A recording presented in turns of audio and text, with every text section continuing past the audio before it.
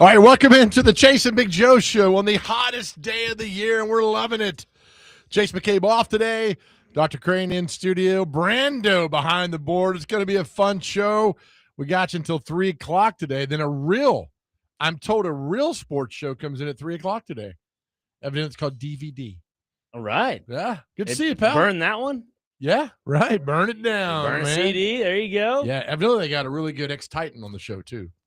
Derek Mason. Easy now. That is one pretty of good. The great Titans of all time. Well, that's in my eyes, that is. Sure, he is. Yeah. Yeah. What a great NFL player overall. 100%. Because a lot of his glory came in Baltimore Ravens. All right. We're not going to go down this road. We're not going to do that. All right. Welcome into the show today. We got a fun show. Tim Hasselbeck will join us at 1 after he bounced us yesterday for ESPN, which it's a bone of contention. Yeah. Because coaches always say, stick to your routine. His routine is Tuesday at 1. I'll look up at 1 o'clock. He's on ESPN. Smiling. Smile. Like he was smug towards us. Like, I know those guys are watching here. Yeah.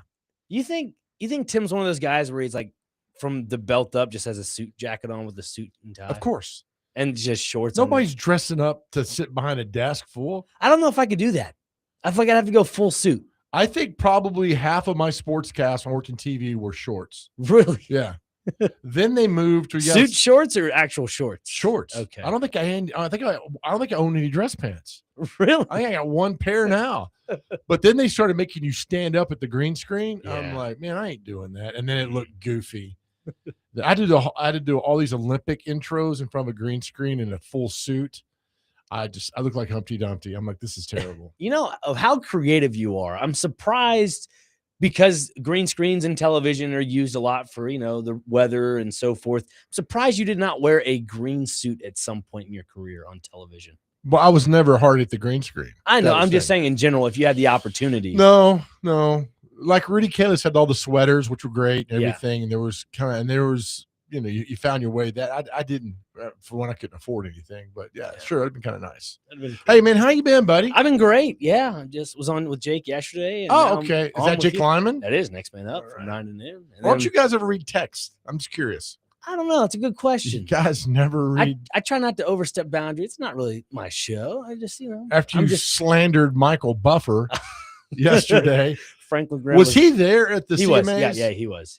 And he introduced Florida Georgia Line. Yeah, he said, now in this corner, in that corner. Like I told you, I was at the concession. I saw it on the TV, but I was at the concession getting some food. So was he on stage? Yes, he was. Did you have any idea? Did they make an announcement or he just walked out? He just walked right on out from what I was told. And I recognize who it was.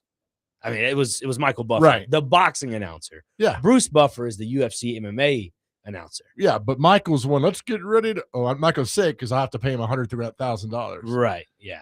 I'll see it anyway. Let's get ready to rumble. There you go. Yeah, come after me, Buffer. I think I got $13 on my checking account. Good luck on that. So, and he announced Florida Georgia Line. He did. Yeah. He couldn't pay me enough to announce those bozos being back together. I don't know, Joe. Well, and they did an opposite ring thing. Yeah, they came out of both sides. It was. No way. I would have been booing so loud. Like, give me my money back. Nobody asked for Florida Georgia Line to come back. Nobody. And it's crazy because 2 years ago they closed down their bar, and I think Laney Wilson took it over. Yeah, that's right. They don't have their bar anymore. So they lost the bar they own 1% of. Yeah, that bar downtown. Nobody wanted nobody. And then somebody sent me notes like, they got a couple of nice little banger tunes. I'm like, no. Banger tunes? We're not listening to that. Not listening to that nonsense. I think it is funny. Tip It Back's a funny song. Cruise is obviously their iconic one. Yeah. They got one with Nelly. I think there's a remix with Nelly and Cruise. Then they have one with a girl named BB. BB. Oh, like Let It Burn, Let It Burn. It'll be. That's it. Yeah. I call that the Broke Man Beatles song. Oh, is it? That's what I would call it. Okay. If it'll be, Okay. let it be. The fact that I know the rhythm, like the hum that tune, is pretty sad. Someone's a closet FGL. Not in a chance in hell. There's no way could do that. Did you watch the Stanley Cup last night? I did. Yeah. Pretty good, man. We were talking with one of our coworkers, Matt Saggio. He was like, I was expecting one of those. Don't bring his name up. I'm just saying there'd be one of those series that would be a landslide, and it's like, it'll take away with it. both the series, NBA and NHL, are back and forth. So let me get this right. So Sean McDonough's up in a booth, and his partner's on the ice. Well, Ray Ferraro, he's in the ice. He's on the in the middle between the benches. I thought there was three. There is the play-by-play color, and then there's a in between the benches. Who's the color up top? I don't even talk about him. I'll have to go and look. I thought it was because when they do like a triple or double box, it's just those. It's like Sean McDonough and the announcer on the ice. Steve Levy, I believe. He's a pre-show host. Oh, that's right. He's at the panel. Yes, that's right. They do in between the periods, pre, post, and all the things like that. It says here the other play-by-play announcer is Bob Wischusen. No, John Buchgross is not on any of these that I know of. Play-by-play, Sean McDonough. Yeah. So maybe and that Ray Ferraro guy is in between the glass. I think that's pretty neat. Yeah. And then they've got like a sideline reporter, an ice rink reporter. Normally that's what Emily Kaplan, right? You have no idea. But I will say TNT does something like that, and it's play-by-play color, and then you have the guy on the ice, which is actually Chris Mason. But this for the Stanley Cup final. Yeah. It's McDonough in the booth, and they've got a guy on the ice, which is great. And I'm thinking, how do they do it for football? Because you're not allowed. I mean, you're not allowed to walk up and down the sidelines. No. So I don't think it's just fine where it is. Well, I know with football you have two sideline reporters. If it's a big game, two sideline reporters, a color and a play-by-play. But you would not have the. Didn't they try it one year where Booger McFarland did the analyst from Booger Mobile on Monday Night Football? Horrible. Bring it back. I loved it. I thought that was hilarious. So he was on. Was it Jason Witten? Who, by the way, was god awful. Yeah. It was Jason Witten, and I believe, oh my goodness, who was the play-by-play for that? Oh, it's gonna escape me. It wasn't Joe Buck and Troy. Was it Joe Tessitore? Yeah, it might have been Joe Tessitore. It was a rotating cast. Steve Levy was actually on it. They did a 3-man box, remember? But I think Tessitore was the guy that did most of it. That's right. That is right. So Tessitore, Witten, and it was Booger McFarland just driving that cart. But no, he wasn't technically driving it. He was on one of those camera lifts. Yeah. Where it would literally be on one of those little lines that would take him from goal line to goal line, basically. Yeah. So it gave him unlimited access. I'll give you an A for effort, but I'll give you an F for execution. But you know what? That was the test to everything else in TV now. You go look at, just for example, the Pat McAfee broadcast at the NBA Finals the other night. I'm not watching that. Neither am I. But I'm just saying in general, that Booger Mobile thing, Booger McFarland, catapulted these other opportunities for TV broadcasts like ESPN, TNT to do other stuff like that, except not on a camera lift where they go left to right. Well, NBA Finals, they've got the NBA broadcast. McAfee's got something going on. Yeah, then there's the Spurs broadcast, and then the Knicks broadcast, and then there's an overhead channel where they're looking down Sky on view. It. It's like something like that, like a sky camera. I get you're trying to keep everybody together and be different, but what's wrong with watching the game? Once again, college football set the tone for all of this. We all love watching the college football playoff. We all love watching the college football national championship. They offer like 9 different channels of it. You can watch the telecast. You can watch the Skyview version. You can watch the coaches version, which is they break down film. I don't mind that. Forth. That's not. I don't. Right, I'm okay with that. Here are all the different variations of it. You have the defense only camera. You have the offense only camera. You have the sideline camera that you can watch. And that's more for like have you seen those bars now where they have the it looks like the whatchamacallit, the Las Vegas Sphere, but it's a bar. It's like a stadium bar. I don't know what they're called, but it's like half the room is lit up like a giant screen, and it's like you're actually there at the game, and then the seats are actually like stadium seats. I've seen that. Yeah. So there's that sideline camera they would probably use for that. So again, there are probably some deals involved in that as well. But I think I'm old guy. I just like watching the announcers in the game. Sure. I think Sean McDonough is so underrated. Yes. And does a great job, and I think it's really fun. And the NBA is Mike Breen. Mike Breen. I think why is not Reggie? What happened to Reggie Miller? Why is he not doing those games? I like Reggie Miller. Turner. That's what it is. Okay. TNT. Yeah. All right. And then they added. I love Charles and Shaq, and they added another dude to the night that was terrible. Who's that? Draymond Green. Draymond Green. Terrible. Yeah. Terrible. I think he said like 8 words. Terrible. But again, we don't need you around. I see what they're trying to do, and I mentioned this yesterday to Connor and Jake. Like, put him on a lesser role of a panel. Like if it's let's say not a preseason game, but like let's say a game at 5:30, and they're like, that's what NBA normally does with ESPN. They have like a 5:30 game and an 8:30 game on a Monday night. They have a doubleheader. Put him on the 5:30 panel so he can get some reps where it may not be as watched, but yet he's getting those valuable reps. Well, I just think Shaq and Kenny and Charles Barkley are so good. They're funny, but they're also informative. Yeah. Why would you take time away from them, from some just complete bozo, to do what he does? Nobody cared. I mean, look, he definitely has qualities. He's on the back end of his career in the NBA. He has some qualities there. But like, as for an analyst, like I said, I just don't see the value he brings to that current lineup. Right. No, I'm with you. I think it's hilarious too, because those core four have been together for so long with TNT and now with ESPN that Ernie Johnson's like, yeah, I can take a step back, lean back like this, and let these guys go at it. It's great. And I know what the clock is like. If we're over on time, we're like, all right, we're cutting to the break here. And they can just go like that. And people understand. Well, and they respect him. Right. So Ernie is the best point guard ever in announcing. He's the best point guard that's ever been in announcing. And they respect him. They don't step on him. And then when he says it's time to go, then they go. I thought Barkley the other night, I think it was game 2, talked about Wimbenyama. What's his name? Wimbenyama. Wimbenyama. There you go. Wimbenyama. Who's the former UT quarterback? Amala Akavela. What's his name? Nico Iamaleava. There we go. Nico. Say again. Iamaleava. Yeah, something like that. Dude, you got me so confused now. I just every time I know I'm pronouncing it properly, then Joe goes, yeah. I'm like, what? What's like Tua Tagovailoa? I remember nobody knew how to pronounce that, and he finally came out and was like, "Here's how you pronounce my name." We're like, "Oh, thank God, we all know how to pronounce it." And people still mess it up. So Wimbenyama. Yeah, that's good. Wimbenyama. Yeah, okay, Victor. All right. So he got his butt kicked by Karl Anthony Towns the other night. I forget what game it was. Yeah, game 2, game maybe. 2. And Barkley talked about. I thought this was one of the best inside pieces that he's ever done. He talked about getting your ass kicked, and he says there was a guy in high school, and he like Leon Colbert. Leon used to take me to the hoop and beat me, and he goes, but I learned how to play better because of him. Because I get into college, and he named another guy off that I forget. And Barkley said, "Listen, and this the knowledge." He's like, "This guy kicked my ass all through college." He goes, every time I saw him, I was like, he's going to do it again. He became mental. He goes, but I had to learn how to beat him. And he goes, because of that, I became a great player. And he's talking about this. I was like, this is really good. We don't get a lot of teams. A lot of people don't make it about themselves. Right. It is about himself in a way, but it's like how I got humbled. Here's how I got past. I was like, this is really good stuff. I like that word. Yeah. Really good content. There you go. Right. It sets the tone for a career like that because you're able to learn from your mistakes. I think that's the biggest thing. When people get humbled, some people don't take that opportunity to learn from their mistake.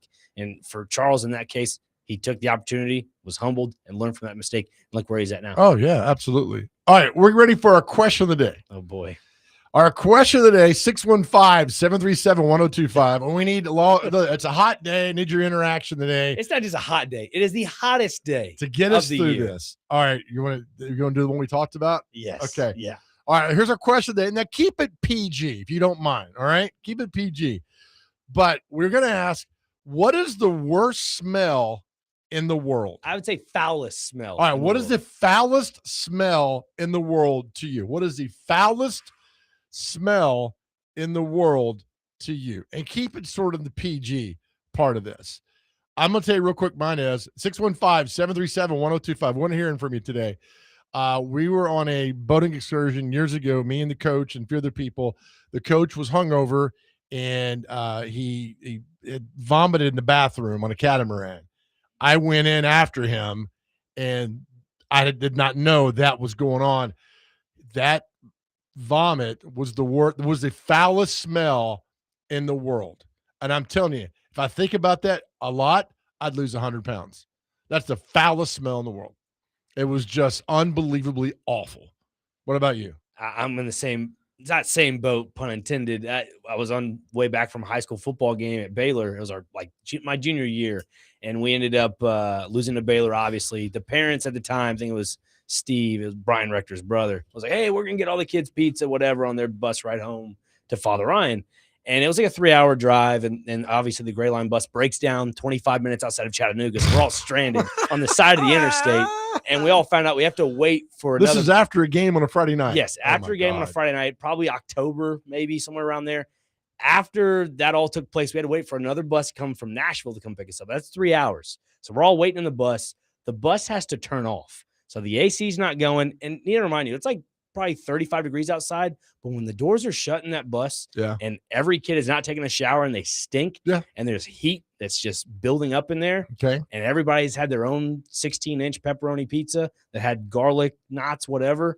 One player in there ends up deciding, I'm getting too hot. I'm getting queasy. Couldn't make it to the front of the bus to get out of the bus. Yaks down the middle of the walkway. No way. Yeah, Davis was his first name. I'm not going to mention his last name. I don't want to out him. Davis like that. Nolan? No, not Davis Nolan. No. But Davis, yeah, he was a senior at the time. And it was right below the exit way, the emergency exit. Yeah. And we had to open that up. And they put trash bags over the puke. And I'm just like, good Lord. This is the foulest smell on planet Earth. To take over the whole bus? Oh yeah, I'd have put him out on the ground. We had guys grabbing each sides of like the chairs and leapfrogging themselves over the puke to get to the front of the bus. That is awful. It smelled horrendous. Okay, well that's it. On a hot day, it makes it even better. So the foulest smell. We want to hear from you. 615-737-1025. You all, men, guys, gals, women, y'all make the show go every day with our questions. So we want to hear from you right now. This is the Chase and Big Joe Show brought to you by the Omni Nashville Hotel right on 102.5 The Game.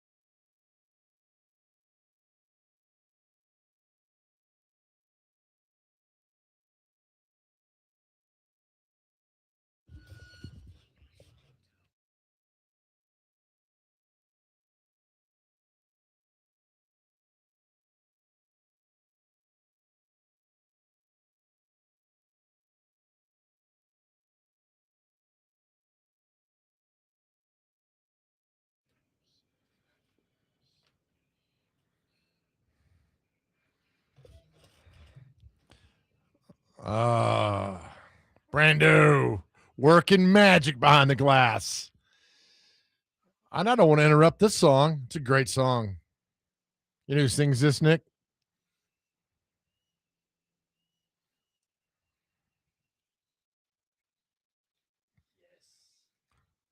Who sings it, pal? It's on my playlist, actually. You should know this.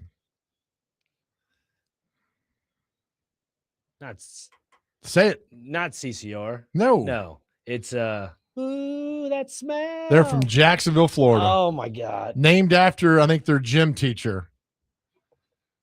Leonard Skinner. Yeah. That's all right. You're young. Well, I knew the song. I just It's couldn't. okay. Yeah.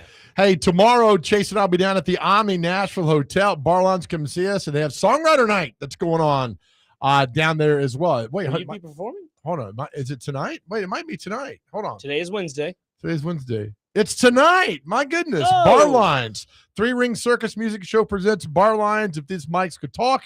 Tonight from 5 to 8 at the Omni Nashville Hotel. I'm actually going to go down there and step in for a little bit. Good for you. Because we love our friends at the Omni Nashville Hotel, but it's if this bar could talk free, it's one of the best songwriters in town are down there tonight. That's from 5 to 8 p.m. Songwriters, you should be a songwriter, Nick. Macy Dott, Adam Esrick, Brittany Lindbergh, a big fan of yours, Sam Varga, Okay. Nolan Sotillo, Ty Graham, Rob McCall, Silence X Noise tonight at Barlines Omni Nashville Hotel. Free songwriter show, and they're really, really, really, really good. All right, our question today is, what's the foulest smell in the entire world? Let's go to our phone line, 615-737-1025, and let's bring in Alan. Alan, good morning. Alan, what you got, pal? Good morning. Thanks for taking my call. On a hot, sunny day, I pulled over on the side of the interstate to take a quick break, and I smell this disgusting smell, and I look down at my feet, and there's a decomposing coyote, and it was horrible. Oh, man, a decomposing animal is the worst. So, all right, so you pulled over, right? Why did you pull over again? Yes. Potty break. Okay, they got gas stations for that. Yeah, but I couldn't wait. I couldn't make it to the next. Where were we on this? I was up on I-71 North on the way to Cincinnati. I was still in Kentucky. And then what? Was it summertime? Yes. Oh my gosh. It was summertime. Yeah, man. I pulled over and it was just disgusting. How long did it take you to realize there he is in the sun? How long did it take you to realize it was a dead coyote? Oh, probably about 30 seconds after I looked around. I looked left, looked right, then I looked behind me. There he is. Oh, decomposing in the sun. Oh, that's even It worse. was terrible. Well, I'm glad you made it. Did the bathroom break go okay, though? Oh, it did. Everything came out all right. Yeah, that was fine. Watered a few plants along the way. There you go, Alan. Yeah. Thanks, man. Thanks for calling in, buddy. Appreciate you. No 615-737-1025. Dr. Crane on our text line. I mean, they're just blowing up right now. It's crazy. Let's see. Craig says, a few years ago, we came home from a 2-week vacation and our deep freezer went out and all the meat sat in there for 2 weeks in 100-degree summer heat. Oh, no. I know what that smells like, too. It's not good. Oh, it's terrible. Rotten meat. All right. What else you got, pal? Oh, Haramel Henry. Oh, God. Make sure that's G because that's probably X-rated text. I'm looking here. He says it's either freshly laid mulch or microwaved fish. And I agree with him on number 2 there. Listen, that might be the universal number 1. That's awful. Like, I know there are people out there that love the McFish from McDonald's or whatever that is. It's called a fillet of fish, pal. Sorry, fillet of fish. Don't microwave that. Like, I'm not going to name names, but I'm sure there's been 1 or 2 people here that's done that before in that little microwave in the break room. Let's not do that. Well, we did the question of the day of like, what's the most annoying thing a coworker's done? And that's number 1. Fillet of fish, yeah. That and other kind of fish-ishy food that you put into a microwave. Like Parker the other day had something that was disgusting. Yeah, that was gross. They tried to blame it on They tried to blame it on his wife. I'm like, come on, man. It was like kale and macaroni and cheese. Jalapenos, pepper jack cheese. Yeah, I'm like, who eats that? I mean, you're going to be stopped up worse than a canal for like 6 months. I think it might have the opposite effect, Joe. With all that cheese? Pepper jack, along with jalapenos. It fast tracks. I thought cheese. Hey, I need to be able to defend myself here. No, you can't. I thought you were gone. It anyway. wasn't kale. What was It it? was spinach. Oh, that's Okay, pretty good. that's even That's worse. fibrous. That's fibrous. Okay. All right. Again, fast track. Apologize. He's got a balanced diet. It's green. It's disgusting. You're not a okay. greens guy? It's on some things. Okay. But go back to the microwave and the fish. I mean, that is you should be fired for that. The big issue I have is the people that reheat it with the mayonnaise already on it. Let's not do that. Wait, you put mayonnaise on fish? Some on the filet. I look, I'm not a big filet fish guy. That's tartar sauce. No. There are people that put mayonnaise on that. Mayonnaise on fish? Yes, it is gross. I don't want to be around these people. It's rancid because then they heat it up and it stinks. Oh, no, I know what tartar sauce is. Don't get me wrong. You go to Captain D's, whatever, you can get all that. That's fine. People put that on the McD's, that's fine. But there are people out there that put mayonnaise on it, and it is the grossest thing on planet Earth. I have never heard of anyone putting mayonnaise on fish. When I played high school football, quick little tangent here. During our 2-a-days, when we go for lunch, we'd stop at McDonald's. We had a offensive lineman that did not like tartar sauce. He got it plain filet fish, put mayonnaise on it. It was gross. Well, if you go tell me about a football team that does that, it's an offensive lineman. That because they do the nastiest things. Name was Ollie, left tackle. Oh, well, he's going to be calling you out later on. He's actually a professional rugby player now. Him and Michael Buffer are going to take you down. Now I'm grossed out by mayonnaise on fish. Yeah. That might be I've never smelled that, but that might be the foulest smell in the entire world. I'm gagging thinking about it. It's pretty gross. Read some more. Yeah, 615-737-1025. What's our question? What's the foulest smell in the world? Dylan and Antioch says, I'm surprised Joe's isn't leftover green bean casserole. Oh, how do you know that story? I got really, really, really drunk at Sanford, which was not a shock. And I came in and my roommate in our refrigerator had cold green bean casserole. He had eaten maybe a bite of, I ate the entire plate, tray, whatever. I ate the entire tray. And the next morning I paid for that dearly. And I've never, ever had green bean casserole ever again. The thought of green bean casserole, it really makes me sick. That is gross. It's disgusting. And on a hangover, it's even worse. I mean, cold green bean casserole, you're really toeing the line there. Yeah. Like warm green bean casserole, you could probably get away with it. But cold, Joe, I mean. Do you ever, I don't know if you had this opportunity, if somebody puts their name on a thing of food and you're hungry, do you not eat? Would you say, okay, that's Tom's. I'm eating your food in the refrigerator. Right. I've learned my lesson, I thought, but I'm still eating the food. To a certain degree. Yeah. If it's there 2 days in the microwave, or if it's 2 days in the refrigerator, then there might be that, passing of the line there. If you put leftover pizza in the kitchen, I'm eating it. I'm sorry. It's not personal. It's just me. You know what I don't like in the kitchen is when people cut things in half and leave the other half in there. Can we just eat the whole thing? That's my big. They leave it out or they put it back in the refrigerator? No. I'm just saying, like, I'll go grab a donut. Like, say for example, if Clay were to bring donuts, hopefully, which he needs to do today, Clay. If he brings donuts and someone cuts a Krispy Kreme donut in half, right? They just eat one half, they leave the other half in the box, and they go about their day. Yeah, that's really weird. What are we doing? That's diabolical. Just throw it away. Thank you. Like, nobody wants to touch the other half because your hand's been on it. Right. And 2, you just leave a half. That's wasted dough. That's wasted sweet donut. We call that a Bob Mueller donut. We don't want that thing. Hands all over it, eats half of it, puts it back in. No, we don't do that. Read one more for the break. Let's see. Patrick says, great summer question, guys. I had an employee who never wore deodorant. Oh boy, I know where this is going. And his body odor was another level of disgusting.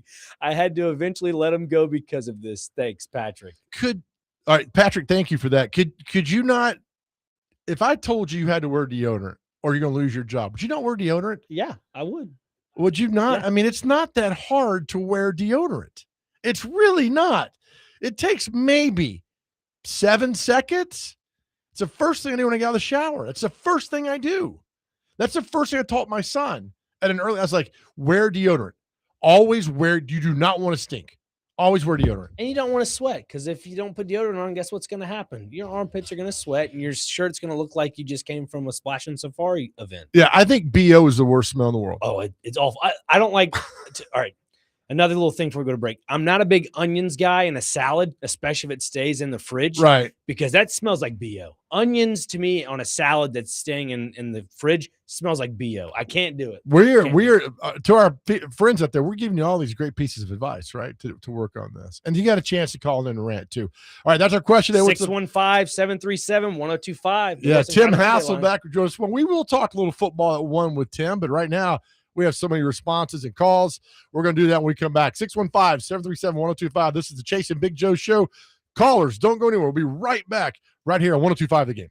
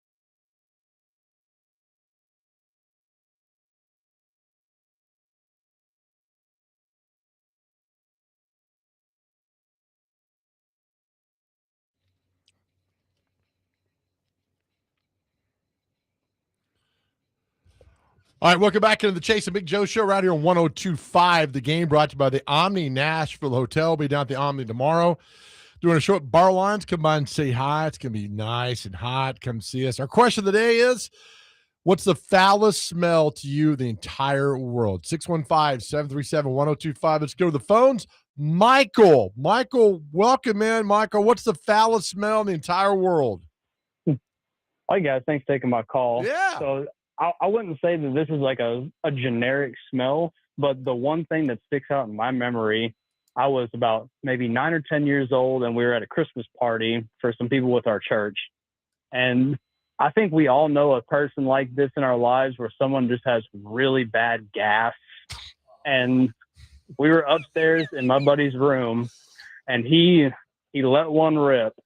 And I'll tell you what, my dad opened the door at that exact moment, and it looked like he just had a glass wall walking up there, because it was just the most pungent, the worst smell that I've been. It's been almost 20 years later at this point. I still remember exactly what it smelled like. It was just awful. Michael, what's his name?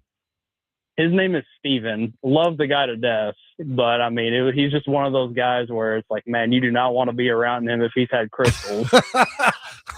Does Steven eat a lot of bananas and things like that are really don't sit well with Back then, he definitely did. And I don't know about his current dietary plans or anything like that.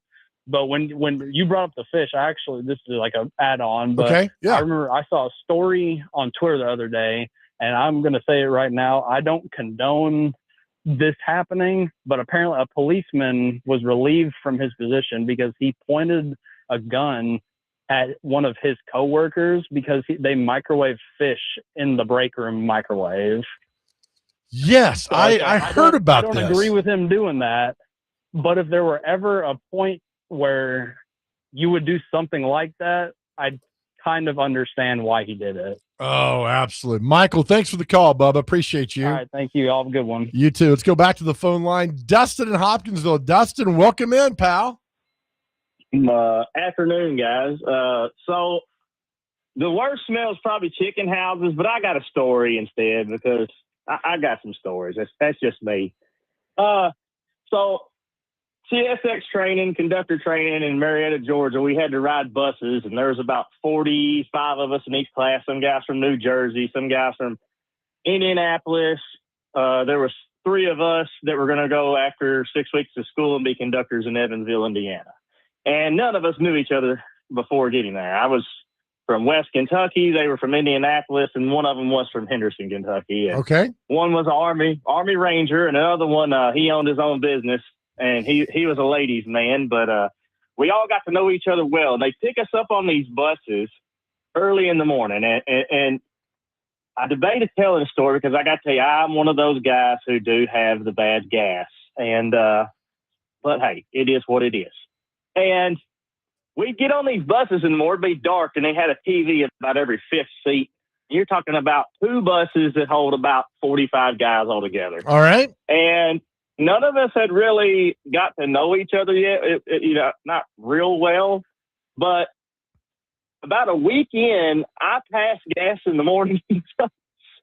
And all of a sudden, this Asian guy up about 5 seats just starts gagging in the dark. Just, so there's that. Okay. And then on the way home one day, I did it. And these other guys were engineers from Baltimore. Okay. 3 guys. Are we going to offend another class of people? No. Well, the engineers, yeah, they stayed in the same place. There was only like 6 or 7 of them. They were riding the bus with us. But I passed gas on the bus in the afternoon when they rode with us, and their instructor got on the bus and said, "Look, guys," he's like, we all got to ride the bus together. He's like, "I don't want to have to fill out an incident report for somebody passing gas on." It was a big old speech. Well, he got off the bus, and I passed gas as loud as I could immediately. And he turned around and said, "I don't think it's funny." Well, my 6'5" Army Ranger friend said, "I think it's farting hilarious." He said nothing else. But oh, man. But the chicken houses are the worst smell ever. It just smacks you in the face. The ammonia, it's the nastiest thing ever. If you seen how chickens were raised, you wouldn't eat it. You need to go on a comedy tour with one of our salespeople. A guy named Les. You guys would man. be great together. Y'all be the 1-2 punch. Les and Dustin. Well, Dustin, Les. line it up. We won't even make any jokes. We'll just free fall off of each other. I love it. Dustin, thanks for the call, Bubba. Appreciate you. 615-737-1025. Our text line. Free falling for sure. Yeah, we got a million texts. Take it over, buddy. Yeah, you got it. 0789 says used hockey equipment that was thrown in a closet after a game and found 2 weeks later, almost passed out. Oh, God bless our moms and y'all's moms who had to wash our practice clothes. I mean, that's true love. Yeah. True love. There are some times where you have a girdle, which has the thigh pads and the hip pads, whatever. Went to Owensboro for the 3 days. We didn't have a washer or dryer, so they said, put it over your AC unit, and that was a foul smell. That should be criminal there. But God bless moms, and there's a few dads who do this as well. Yeah, had to wash all their clothes. I'll find that one later. Oh boy, let's see here. I'm a retired New York City police detective. Dead bodies are tricky. The morgue inside there is pretty tricky, but summertime DOA that has been sitting for a couple of weeks is pretty bad. I've never smelled a dead body, and I don't think I want to because of what our honorable detective just texted in. He said, says we would burn dry coffee grounds on the stove on the pot to knock out the smell a little bit. Wow. I've heard that works wonders. Really? Yeah, like they hide drugs in coffee grounds because dogs can't sniff that. Huh. That's the basis for Beverly Hills Cop, the movie with Eddie Murphy. They hid drugs inside coffee grounds, and the dogs couldn't sniff. Now, I'm sure dogs are smarter now. They could sniff through that stuff. I guguess we can, apologize to 0388. They say, great question of the right here at lunch. LOL. Yeah. Well, we are the People Show, man. we're right. going to keep it going with all that. That's happens. right. I mean, this is, we'll do that. We'll save it. We'll read some more after the break. Absolutely. Again, Tim Hasselbeck will join us as we call Tim out for just not skirting on his duties yesterday with us. Yeah. And then looking all smug on TV on ESPN. You know what? I feel like when he does miss, he should at least have a picture of the Chase and Big Joe show behind him. I'm writing that down. That should be done. Yep. And I know Tim is listening right now. He's on his lunch break too. I don't think he listens at all. He does. Okay. I know he does. All right. He'll join us at 1:00. This is the Chase and Big Joe show right here on 102.5 The Game.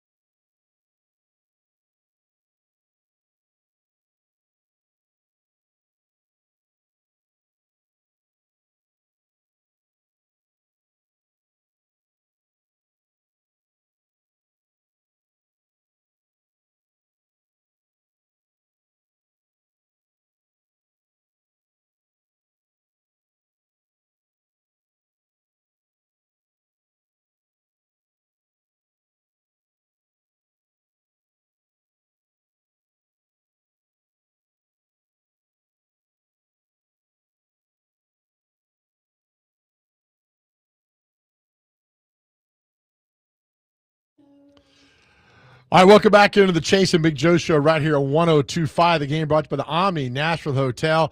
We'll get back to our question today. We still got a lot of responses, but we'll get into that throughout the show. The foulest smell ever. But last night, the Argentinian.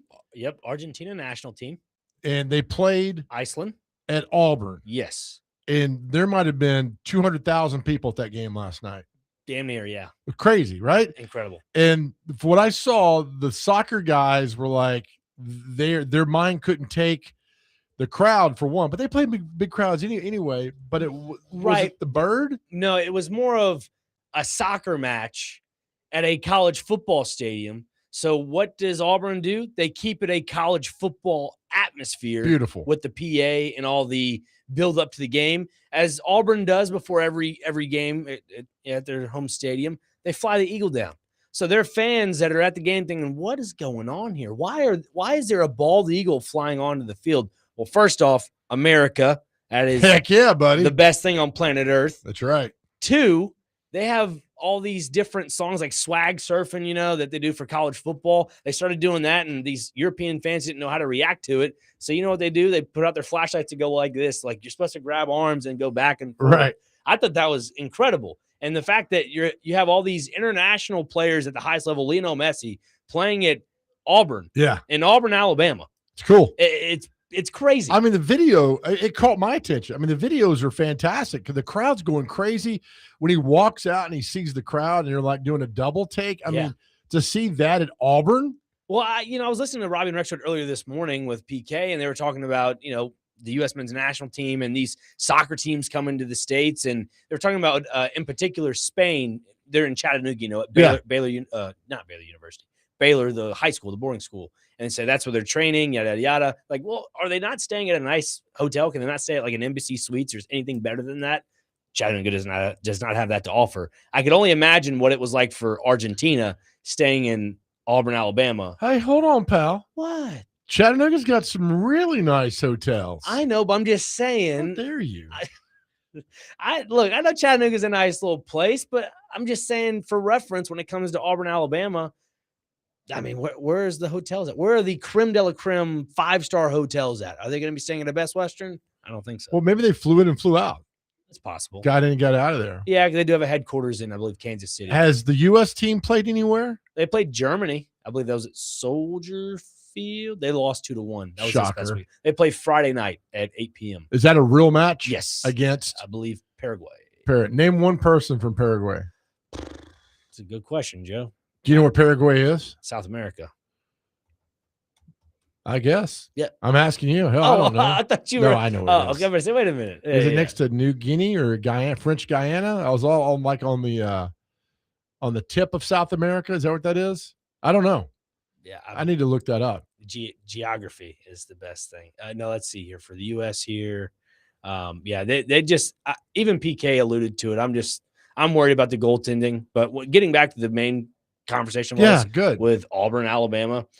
All these fans are now starting to recognize there's a Buc-ee's. What's a Buc-ee's? And they walk into Buc-ee's, and I just think it's fantastic because they're going to hear brisket on the board. Yeah. That's great. And they're like, what is brisket? And they go over there and they go grab a breakfast brisket sandwich. And they're like, this is fantastic for $3. And they also did an Instagram, not those people, but somebody of going to Waffle House. They were just blown away that there's a Waffle House. Then the joke is like the European mind cannot comprehend what we do in the South. They really can't. And firsthand, I can tell you, they don't understand breakfast. They don't eat breakfast over there. They eat like in Italy, they eat the cornutos with the little like Nutella-filled whatever that is. That's all they do. And coffee.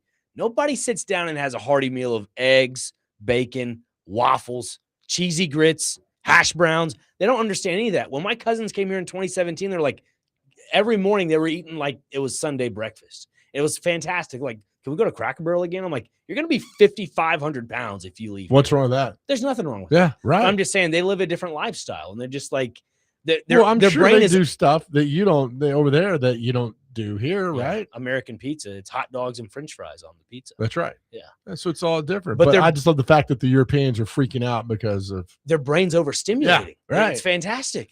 It is really fantastic. It's funny too because we take it for granted, but they can't. Where would you Auburn's pretty good to take people like from Europe to go to a game. I mean, you can't beat any SEC school for Sure. the most part. I mean, not Vandy or Kentucky or I'm talking 100,000. LSU would be another level to bring somebody from Europe over and say, go to a football game, take them to hell. I mean, Knoxville to go to a game at Neyland Stadium at night and run through the T would be. I don't think they could comprehend that. No, I think Penn State, Happy Valley. I don't think would comprehend a whiteout. I really don't think so. That's where you're taking them? Yeah, I would. I mean, what other place? Maybe Mississippi State. I mean, obviously being a State fan, you have the cowbells. They're probably like, why is everybody hitting a cowbell? Why are we shaking a cowbell? Yeah. That's probably that too. All right, that's a good one. But I'm kneeling at night. I think that's when October, they put the Halloween. tee out, separate the tee, and they come running through the tee. Yeah, I think that's really, really pretty badass. I love how the cultures are going to kind of blend together for this World Cup. Again, I'm as American as it gets. You better be. I love America. Don't get me wrong with that. When it comes to cultures like the Netherlands, they're going to be in a orange sea walking down the streets of Dallas, Texas, or wherever they are. The U.S. normal fan will not understand what is going on here. It's like almost like a parade of fandom to the stadium. It's crazy. They go on like 2-3 mile marches just to get to the field. So that'd be Netherlands? Yeah, they normally do stuff like that. What's a city in Netherlands? Is it Copenhagen? Amsterdam. Denmark? Yeah. Amsterdam? Hell, I don't know. Amsterdam. I should know this stuff. Yeah. I don't even know. Geography. But I wish I was that passionate about something in my life like they are about their soccer teams. I'm not. Nowhere near. Well, it's just we're going to see a different level. That's why I said I like how both of these cultures are going to blend. Everybody's going to adapt to the U.S. lifestyle. I think if you really want to go on a true United States, let's say, travel across the country from one coast to the other, this might be the best summer to do that. I really do think so. Not bad. All right, we'll take a break. Come on the other side. Tim Hasselbeck from ESPN will join us. We're having fun. Dr. Crane, Brando behind the board, Chase McCabe off today. This is the Chase and Big Joe Show brought to you by the Omni Nashville Hotel, right on 102.5 The Game.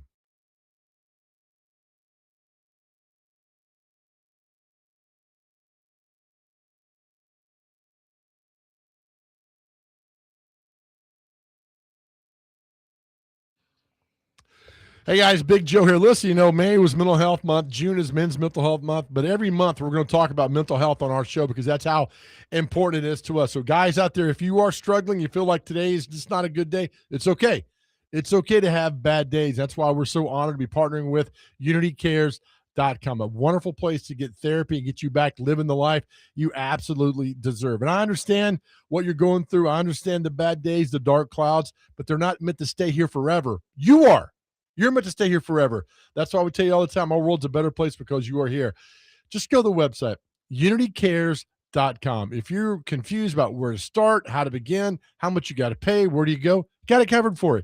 Unitycares.com has every question answered that you need. Every one of them right there, right? And their whole goal is to get you back living the life you absolutely deserve. And look, the therapy, it is private, it's secure, it's confidential, and they're based right here in Middle Tennessee, and they offer telehealth. It absolutely works. And listen, you don't have to go through any of this alone. None of it alone. And again, their whole goal is to get you back living the life you deserve. It's unitycares.com. Whatever you're going through, whatever you need help with, please reach out today. Therapy changed my life, and it'll do the same for you. It's unitycares.com, unitycares.com.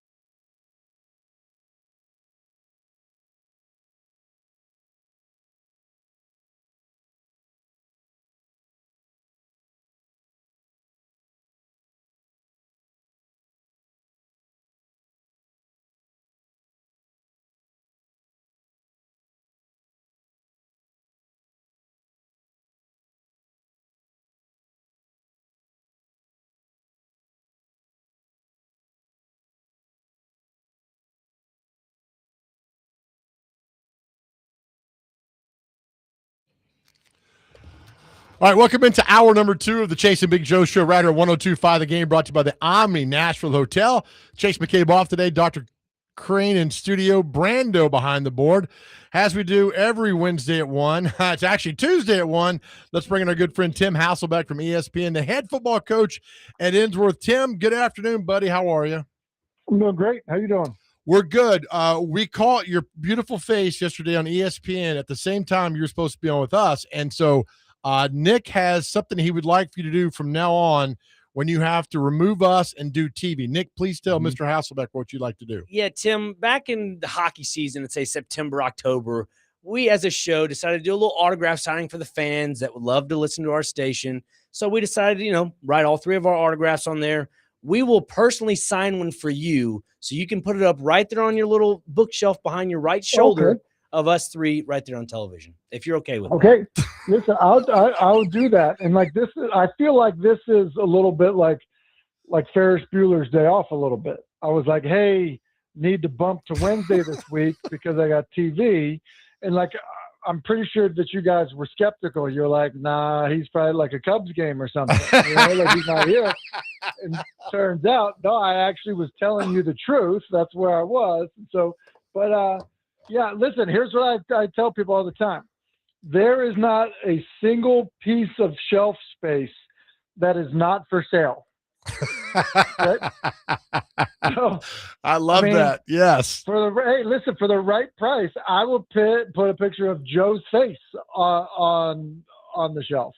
Well, Tim, if you watch our stream, I don't know if you can tell, but behind my right shoulder, there is a giant mural of Joe Dubin on a poster. It's a Wheaties poster. It says champion. And then there's one over Joe's right shoulder of him as Nashville's media dog. I like pictures of myself, Tim. He's posted everywhere in the studio, so I think we could maybe share one for you.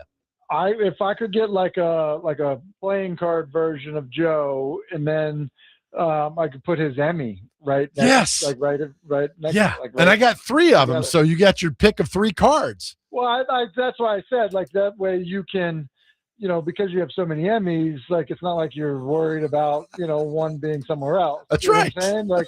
Like Tom Brady in the Super Bowl rings, like you and Emmys. Like it's just exactly. He's got 7 and I got 3. It all matches up pretty well. So thank you. We will do that real quick. We've talked earlier about, is your son now in college? He is. He's at the University of Wyoming. They've already started. Did you make the trek cross country with him? Well, did go out there to move him in. I did go out there to drop him off at college. Was there any part of deja vu for you with this? No, because I didn't go as far away for school. Like I grew up in Massachusetts, went to Boston College. And so this was a little bit different where it was like, all right, like you're across the country. Here we go. And I think it's good for him. Like I think if I could do it again, I would agree. I'd go far away, right? I mean, and because listen, there's part of it that's like, you got to kind of carve your own path, and so I'm excited for him. He's really excited, and I think there's an element to that. There's no question that. Look, it's like getting your driver's license. If you have a 16-year-old that isn't dying to get their driver's license, I do think like you might want to like make sure everything's okay, right? Like, right. And if you're a kid that's graduated from high school and going to college, hopefully they're eager to get there. Or if they're graduating high school and they're getting a job, they should be eager to go, start their job. I do think that they're just healthy to kind of have those, kind of passages. Oh, absolutely. Big time with all that. I totally agree with all that. All right, let's talk about what's happening close home with the Titans. It's a great hypothetical that was tossed out yesterday, Tim, about evidently Cam Ward's not having the greatest OTAs. I mean, you could take it for what that's worth. And that, what would be the scenario if something happened to him, God forbid, and you had to put Will Levis in the game and Will outplayed him in a regular season game that comes to that? Is that a worst case scenario for the Titans right now? No, I don't think it's a worst case scenario because I do think that if you have a couple quarterbacks that are playing well, at least you have choices, right? And so just like in recent memory, Nick Foles played really well, but they had Carson Wentz. look, Sam Darnold, well, you can go back before that, actually. You go Case Keenum played extremely well, but Kirk Cousins was there. You have, last year, I guess, a couple of years ago, you had Sam Darnold play extremely well. You had Brock Purdy play extremely well, and you had Trey Lance. Like, I don't think it's the worst thing in the world to find your quarterback. And so I'm not saying that you would find your quarterback necessarily just because Will Levis had, one good game, but, if there were a scenario where, look, you discovered your quarterback and for whatever reason it was not Cam Ward, like, that's okay because you found your quarterback. So I don't think it's an awful scenario because it's harder to find one, than you'd think. And so if you find one, you should be happy you have them. Is this a small concern at now in OTAs, or do you need to look at I need a couple of preseason games, or in fact, I need to look at the regular season to see if this keeps up? Because if this keeps up and he's not playing at the high level they need him to, then there are big changes coming. But is this a concern now or no? I don't think it's a concern now. And I wouldn't read too much into mini camps, new offense, that type of stuff. I want to do that. And, mainly because, you never know when things are new, like guys are running the wrong route. There are things when it's brand new that it's too early to judge guys on. I don't think there's going to be any real, kind of opinion, or shouldn't be any real opinion on Cam Ward in this new system until, there's 6 games under his belt in this new offense. Tim Hasselbeck's on the line with us. Tim, when it comes to the wide receiver group, obviously Calvin Ridley, it seems to be is going to be like the wide receiver 3 in this offense. When you see a guy that was a rookie last year in Alec Iwermanner, who did a really good job at improving on those high point catches on the offensive side of the ball, what do you see that being a healthy competition for him to grow more as a wide receiver rather than trying to just compete for a job? I do, and I think that part of what happens is, look, as your team gets better, right? When you add talent, then now you take a guy that was a 4th round pick and kind of was a starter to now we got to compete for opportunity. And so I think that that's clearly what's happened here. I mean, just take a guy like on the roster like KJ Osborne. Look, KJ Osborne was a guy that, he'd kind of been in starter roles in the past. And so, now you look at it and you're like, the task of trying to make the roster is, steep.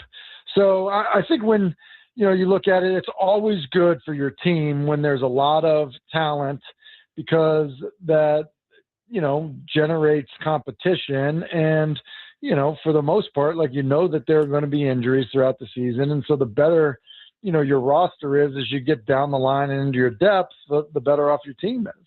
Yeah, to add on to that, Tim, I was having a conversation yesterday about this wide receiver group. It just seems, personally, it seems like it's one of the more deeper groups that they've had in I'd say recent years for sure, but maybe the last decade or so. You mentioned the names of KJ Osborne. It just seems like for the Titans' sake, they no longer have to rely on those practice squad guys to fulfill the rest of the depth chart in that wide receiver room. Would you say this is one of the deeper wide receiver rooms for him in the last decade? Well, it definitely looks really good. You have a 1st round draft pick who was really high and you expect to be good. You have Calvin Ridley was a high pick and has kind of been a proven player. And then in Wan'Dale Robinson, you have a guy that is, he was a priority free agent. And so, I do think it's important when you're trying to figure out if your quarterback can play to make sure that you have enough talent around him. And I think that that's a few years back in New England when Mac Jones was there, it was like, man, it's hard to tell if he's got good enough people around him to truly evaluate him. And when you looked at their receivers, you could look at it and you'd be like, honestly, I don't know where else these guys are starting in the AFC East. They wouldn't have in Miami, the Jets had some receivers at the time. It wasn't there. That certainly wasn't going to be the Bills. And so when that's the case, you can kind of ask yourself, are we giving our quarterback, even a chance? And so I don't think there's any question now with, the upgrades at wide receiver that you can look at it and say, oh, look, these guys would go and be playing other places. And if that's the case, then that can't be an excuse of why the quarterback isn't developing or playing well. Good point. Tim Hasselbeck is with us. How quickly do you need to see Cam Ward and Carnell Tate being that combination? Because you got the number 1 pick in the draft from last year. You got the number 4 pick in the draft for this year. They're expected to get something done. Do you need to see week 1, week 5, week 10? How do you think this should play out? Yeah, I mean, you definitely want to make sure that there's the chemistry there. And look, it'd be great if it's instant. That's one thing that I would say with, some quarterbacks and receivers. Like sometimes it's the first time you go out and throw, and it's like, okay, I get it. Like I already have a good feel for this guy in terms of his body language and what his catch radius is and how fast he is and how good he gets in and out of breaks and all of those things. And so, sometimes it's instant, and then other times like it takes a little bit of work from a standpoint of like, maybe you haven't played with somebody that's quite like that guy. So look, the most encouraging thing would be if it's just instant chemistry between the guys. And look, I think that's the case with everybody that is going to end up getting reps with Cam Ward. Like you would like it to be, right away. And I think in similar fashion, just for all of the guys involved in it, that they feel that way a little bit when it comes to the offense.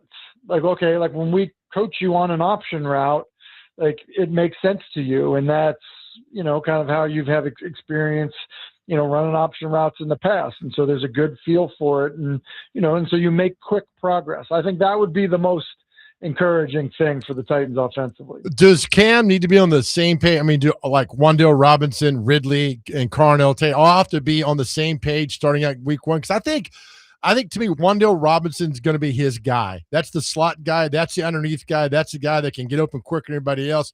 How important is that slot guy to the development of the Cam Ward? Yeah, it's really important because, look, it's it's the Xavier Restrepo conversation that seemed to be going on last year, just because it was like, man, they're comfortable with each other and he works inside and he's that guy, and that they clearly had chemistry at Miami, and it's that same conversation. And so yeah, look, I think there's no doubt. And you think about Brian Daboll and his experience. You go back to New England. There's a guy that's, kind of like Pac-Man in terms of like just eating up the catches, eating up the targets. And that's usually the guy that's inside running the option routes and doing all of that, right? Like, so that's happening. And then, you get to, okay, but like who are the guys that score touchdowns? And that really needs to be Tate and Ridley. And, and so look, would I expect Robinson to get the lion's share of targets? Would I expect him to, lead the team in catches and targets? I would, but that doesn't necessarily mean he leads the team in yards or touchdowns. And I think that's a good thing. That's it. Tim Hasselbeck got one more segment with him. He's going to be with us right here as we take a break. This is the Chase and Big Joe show right here on 102.5 The Game, brought to you by the Omni Nashville Hotel.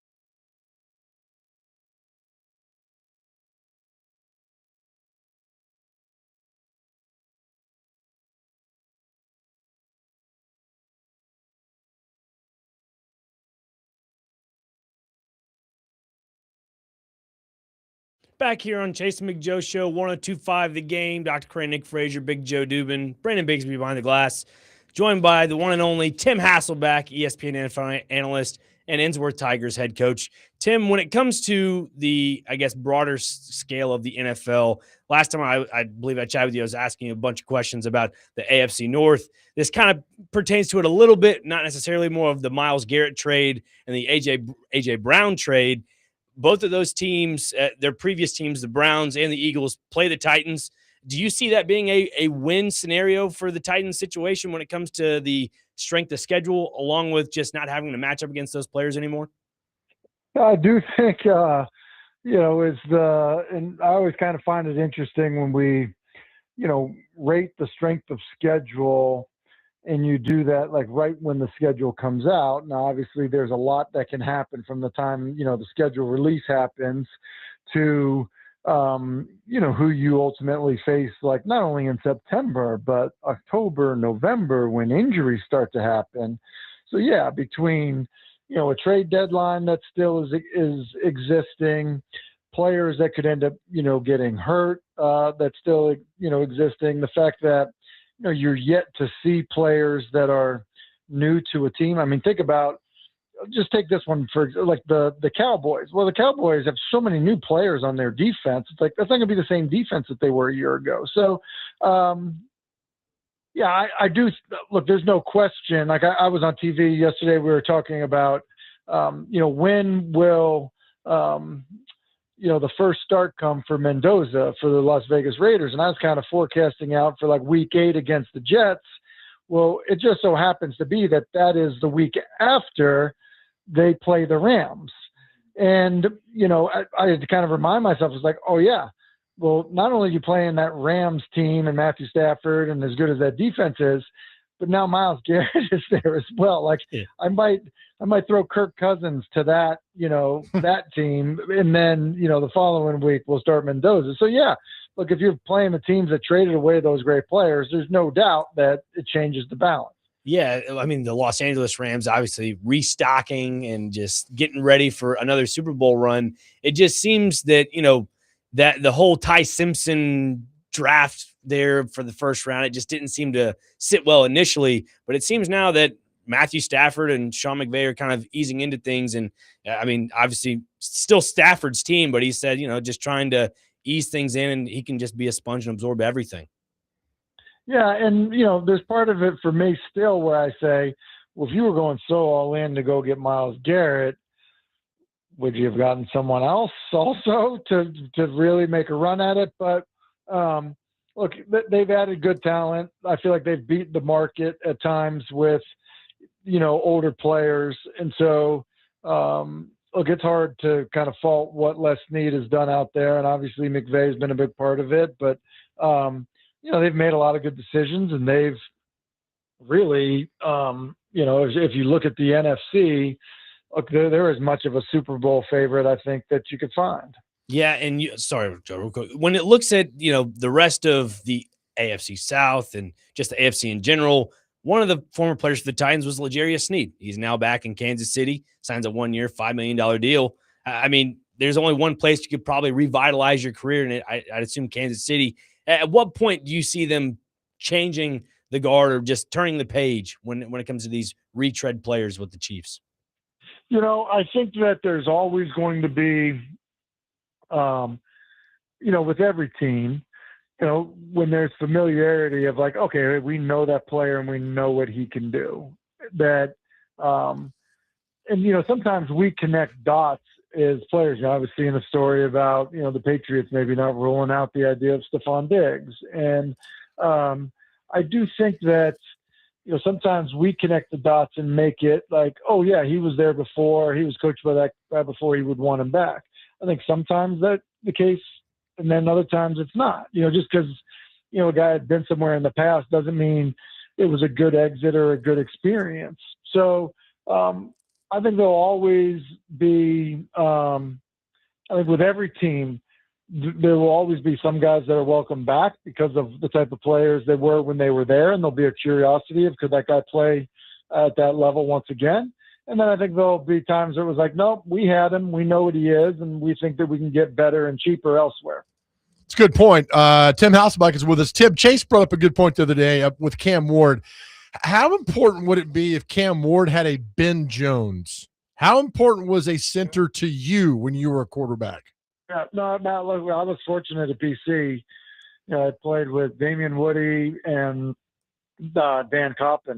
Both guys, ended up having long NFL careers. It was definitely a benefit to me in college. And, was fortunate, like, throughout my pro career to be on teams where, they were really good centers. And there was a benefit to it. Like, Hank Fraley was a center in Philadelphia and was really helpful to Donovan McNabb. Corey Raymer was in Washington and was really helpful to Mark Brunell. And so Sean O'Hara was the guy in New York and was very helpful to Eli Manning. And so, that's just, it does matter. It matters a lot. And so, that's, I think it's an important relationship. It's not a must-have, but it's an important relationship, especially for a young quarterback. And I think the longer you can play with the guy, the better, just because there is a lot of communication that goes on at the line of scrimmage, with a quarterback, and everything from the tempo that you're running and the, I don't know, just being used to your cadence and being able to slow things down when you need to change the play, or, a reminder in a passing situation, or, a last second because of a stem in the front to adjust the protection. That's why I think those things are so critical. And listen, I even take it a step further, like coaching. I found myself a Ben Jones coaching, and like that's been really helpful. Yeah. So I think when you have guys that are centers that are good communicators and great teachers and all of that, it's great to have them around. I forgot he coaches with you at Innsworth. That's right. I mean, listen, he's pretty good up in the box. Although he called for like a QB keeper one time, like a little naked bootleg from up in the box. And he was so excited celebrating that he went to like high five my brother in the box, and his shoulder slipped out. And so he was like up in the box, everyone's celebrating, and he's trying to get his shoulder to slide back in because he was celebrating so much in the box. Oh, that's awesome. How much do you put, I mean, I know football is football, whether it's high school, college, pro. How much do you put on a center in your offense? We put a decent amount on him, actually. The guy's required to communicate a lot. And we, unlike a lot of places, we're under center, we're in the shotgun. And so, that's why Grant Williams, our offensive line coach, and Ben has helped with the offensive line. And so, we're fortunate that the big guys get good coaching over at Ennsworth. And so we graduated a good senior, and we'll be breaking a new one in this year who'll have a good year. I think it's fantastic. We got a few more before you go. I was reading Calais Campbell's entering his 19th year in the National Football League, still playing at a pretty decent level. I mean, guys like that, Tim, they're rare. They're absolutely rare, aren't they? It's insane to think that the guy's been playing defensive line in nearly 2 decades. And look, I remember being at the Giants. I think Strahan was in like year 12 or getting to close to year 15 or whatever it was. And it just was remarkable to think, like, how's this guy still playing that position still? Played with a guy named Ray Brown who played 20 years as an offensive lineman, was in Washington with Bruce Smith. And just these guys some people, like the way their body can hold up playing in the trenches and then playing at a high level is it's absolutely incredible. They're made different, and that's certainly the case for Calais Campbell. Tim, last one for me, a little bit on a non-sports note here. Our question of the day is, what is the foulest smell in the world? And I'm going to ask you that question. What is the foulest smell in the world to you? Foulest smell in the world. Listen, I've got a quick gag reflex, like a really quick one. And so, you get me around like dog poop or something, I'm out. Can't do it. Yeah, I mean, it's funny because people always say, well, what about a locker room? I'm like, I grew up in a locker. You grew up in a locker room. Yeah, I'm not like I'll be okay in the locker room. Like dog dirt, I'm out, man. Like no shot. Can't do it. Now, we've played with some really nasty players. I had a guy when I was in college, he never washed his practice pants the entire year. And that's no good. Right? I was like, what's the point of this? He's like, I don't know. I'm like, that's a great answer, right? We just don't know. So that's what happens with that. I was with a guy at the Giants and he had pranked somebody, and so someone to get him back put a plate of meatloaf and some eggs in the base of his locker in like September, and he didn't clean it out. He didn't clean it out until, I don't know, man. It had to be, like after Christmas. Oh, yes. I mean, but the problem is like when your locker smells so bad that you think it's your gloves, like your sweaty gloves, and you don't realize that it's like meatloaf and maggots, like that's a problem. Oh, that just the fact that somebody had the planning to do that, it really mesmerizes me that it worked too as well. Yeah, and if you mean me, then you'd be correct. But what I would say is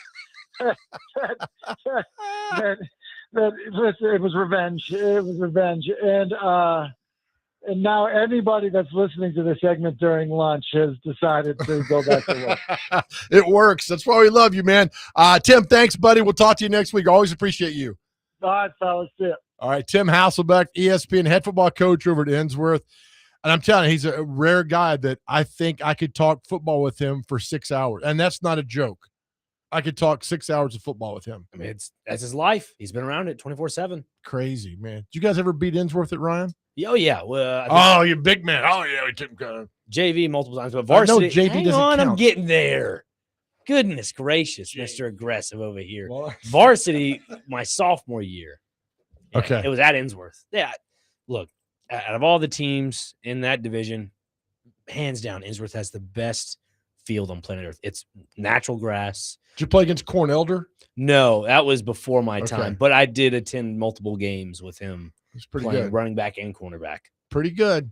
Pretty good little guy over there. Not just pretty good, great. Went to Miami and then I think Carolina in the pros for a little bit. All right, that's it. That's for that segment. For that right? segment, yes, Joe. Yeah. You doing okay over there today? Fantastic. Our text line and phone lines are still blown up over our question of the day. Our question today, which Nick just gave to Tim, what is the foulest smell in the world? So many responses. We'll get that. Plus some other things we'll talk about in the sports world. Has Joey Aguilar has weighed in on is it Brendan or Brandon? Brendan. Brendan Yep. Sorsby. And there is some article or a statement, from the AD of Texas Tech. So Oh, okay. We'll get back with that's a huge story, right? Yeah. This is the Chase and Big Joe Show brought to you by the Omni Nashville Hotel, right on 102.5 The Game.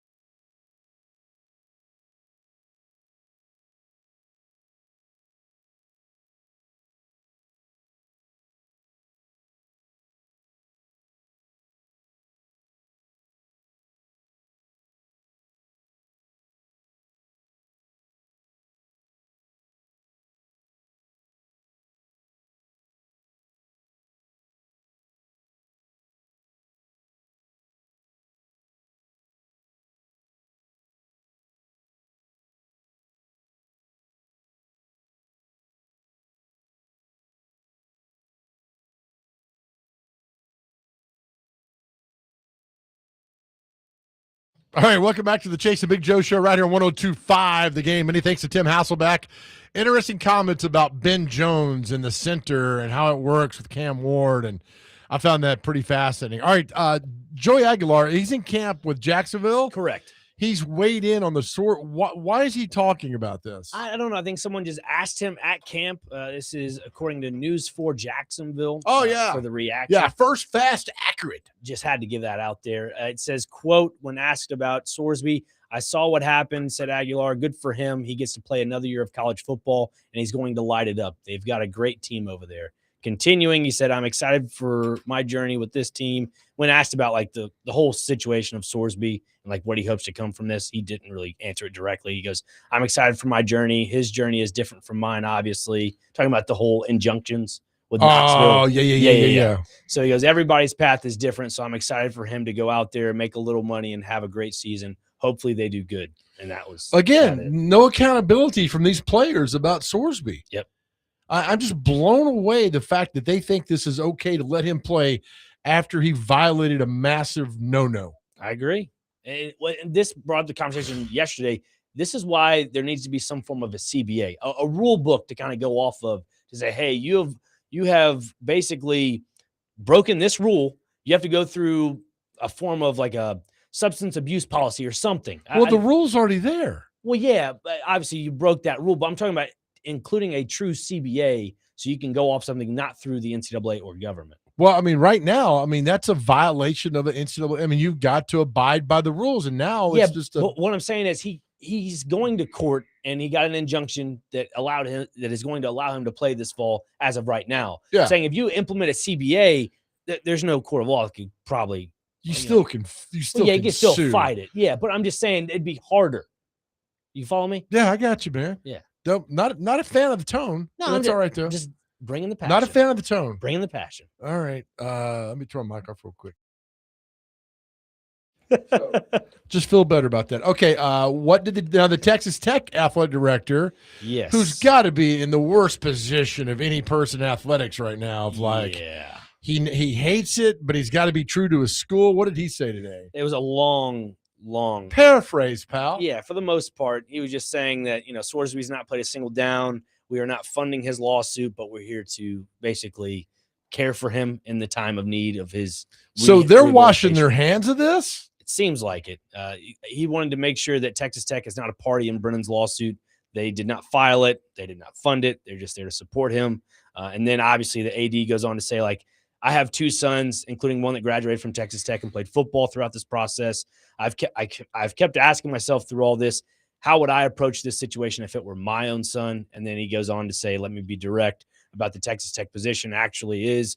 We are glad Brendan's still a part of our community because that is where he can bestly support himself in our group. Basically, he's stating that Texas Tech is the right place for him to be, and we're just here to support him. That's all that is. Okay, but he says as a father, how would I'd be pissed. Yeah. If my son was gambling at the level that Sorsby did or does or had, I think whatever. Did would be the proper term there, yeah. Did. I'd be livid. Yeah. Livid. I'd be like, hey, we'll get this together. Yeah, you can say that, but I mean, I would be so mad at my son if he did this. I don't know if this because you know it's wrong. Oh, 100%. I don't know if this is still a thing, but getting the belt and whipping the backside, that's what would be going on. Let me ask you a question about guilt. Oh, all right. Go ahead. If I take a Snickers off your desk and eat it, why is it gonna be a Snickers? This is the level of. Is that the same as robbing a bank? No, it isn't. But it's still at the core, I'm stealing. Yes, the value of the wrongdoing is the same, but it is not to the magnitude of that.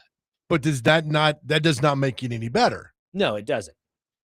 I mean, so if I steal that stealing. No, stealing is stealing. Hands down. Right. So do we throw out the fact that if I stole Snickers from you is the same as robbing a bank because it's still the same? I'm stealing. So with Sorsby, whether you make 3 bets or 90,000, whatever you made, right, it's still wrong. Oh, 100%. And this goes. There's got to be other players out there who are like, "Oh God, scrap my phone, throw out the SIM card in the back." And so, funny enough, as I was talking to you before the show about just a podcast I was listening to. It was the Rich Eisen and Dan Patrick. He spoke on when he left CNN and joined SportsCenter. There was the whole Pete Rose story at the time. I think it was like 1989. Yeah, Yep. when he joined with Keith Olbermann. Yeah. Kevin Olbermann. And then he was sitting there and he goes, yeah, I knew the whole story. I mean, he even said, like, I had the same bookie as Pete Rose. I knew exactly the bets he was making. So, like, it makes me wonder. Wow. Yeah, he said this on the podcast. I was like, it makes me wonder for a comment from Joey Aguilar like that, just, saying hopefully he has a really good season. I'm not saying there's other stuff to that. But Yeah. Do you get what I'm coming at? I What do I'm trying get to it. imply? Yeah, I do. And that's why I still think Pete Rose should not be in the Hall of Fame. Right. Everybody's like, well, he's dead now. No, he violated a rule that you should not do. And he did it. It was a lot of bravado about it as well. Right. He should not be in, like, well, everybody does it. Doesn't make it right. Doesn't make it correct. So I think Pete Rose should never be allowed in the Hall of Fame. Ever. Charlie Hustle. It'll be in the Cincinnati Reds Hall of Fame. That's fine. But Major League. Hello? Oh, the mic You're went good. out. Quit turning your mic No, on I and didn't. off. It just went out by itself. Did not. You hit the off button. No, I'm watching. I looked at it. It was red. I'm watching your finger on the button. That's a little weird. That's what she said. Yeah. And I'm seeing. But anyway, I think Pete Rose should not be allowed in the Hall of Fame. Yeah. He violated a rule. They tell you can't do that, and he did that.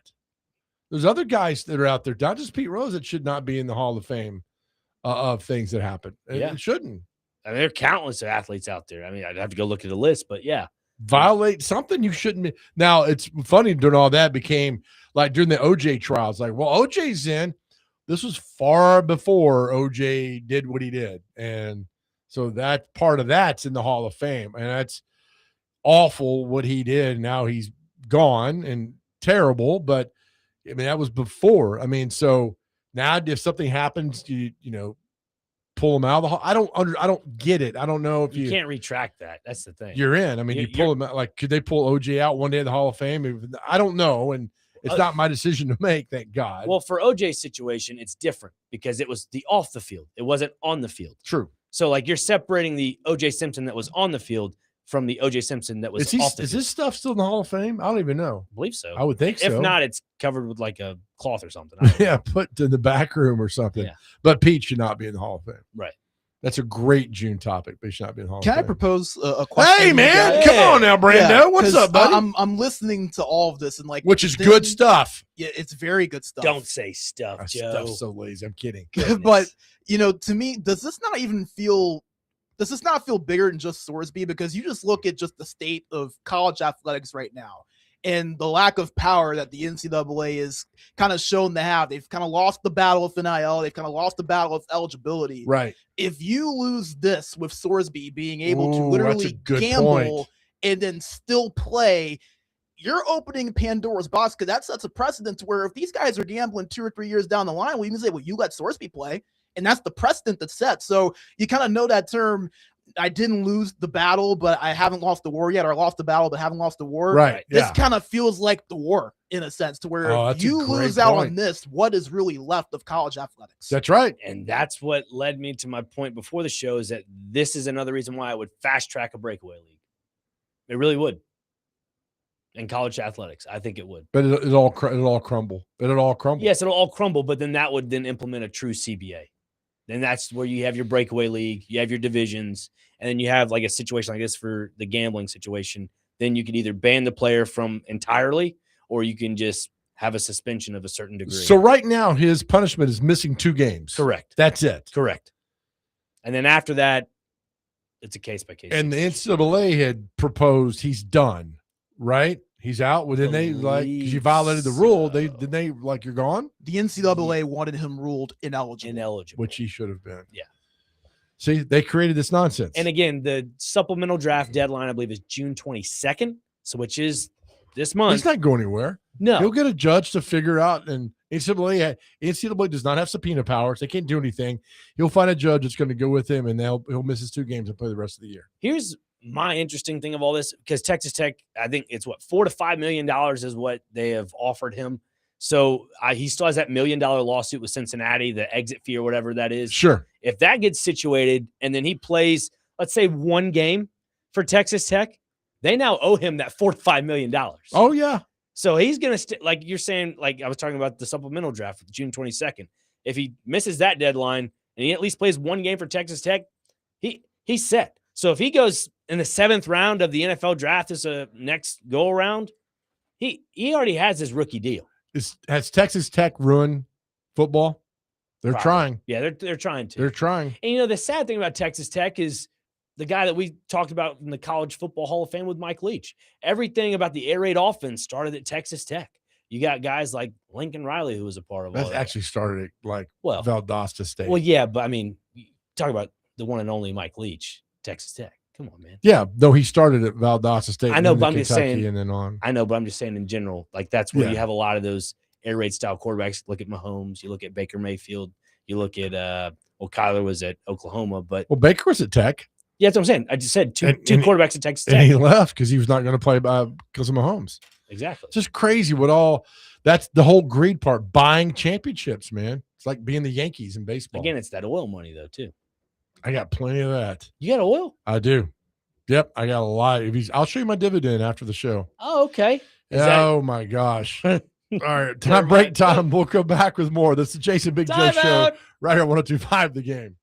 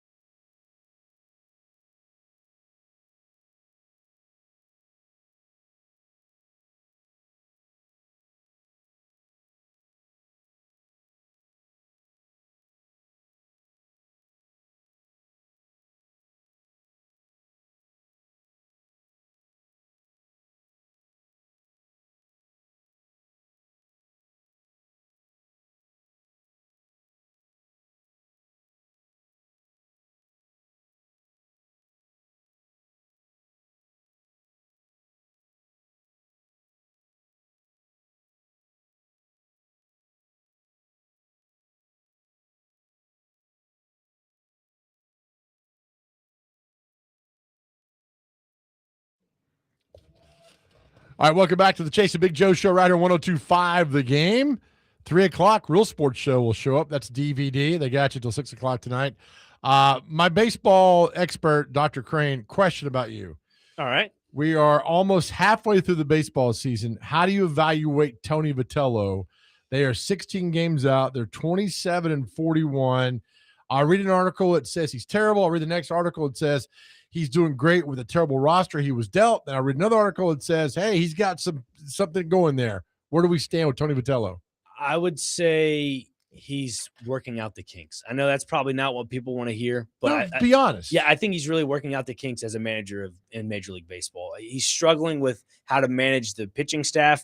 Every time he calls for a player out of the bullpen, he just taps his right wrist, and they think the bullpen coach is going to figure that out. No, they're asking on the phone, which pitcher do you want? That happened once. Twice, actually. Okay, yeah, twice. It happened against the Dodgers, too. So it just... Yeah, I mean, forgive him. It is, yeah. But also, too, when you're going out there to argue a pitch that was off the plate by, like, at least a foot, and there's a review that's the review where you tap your helmet and they're running out of challenges. They don't have any more challenges, and you're going to go argue it.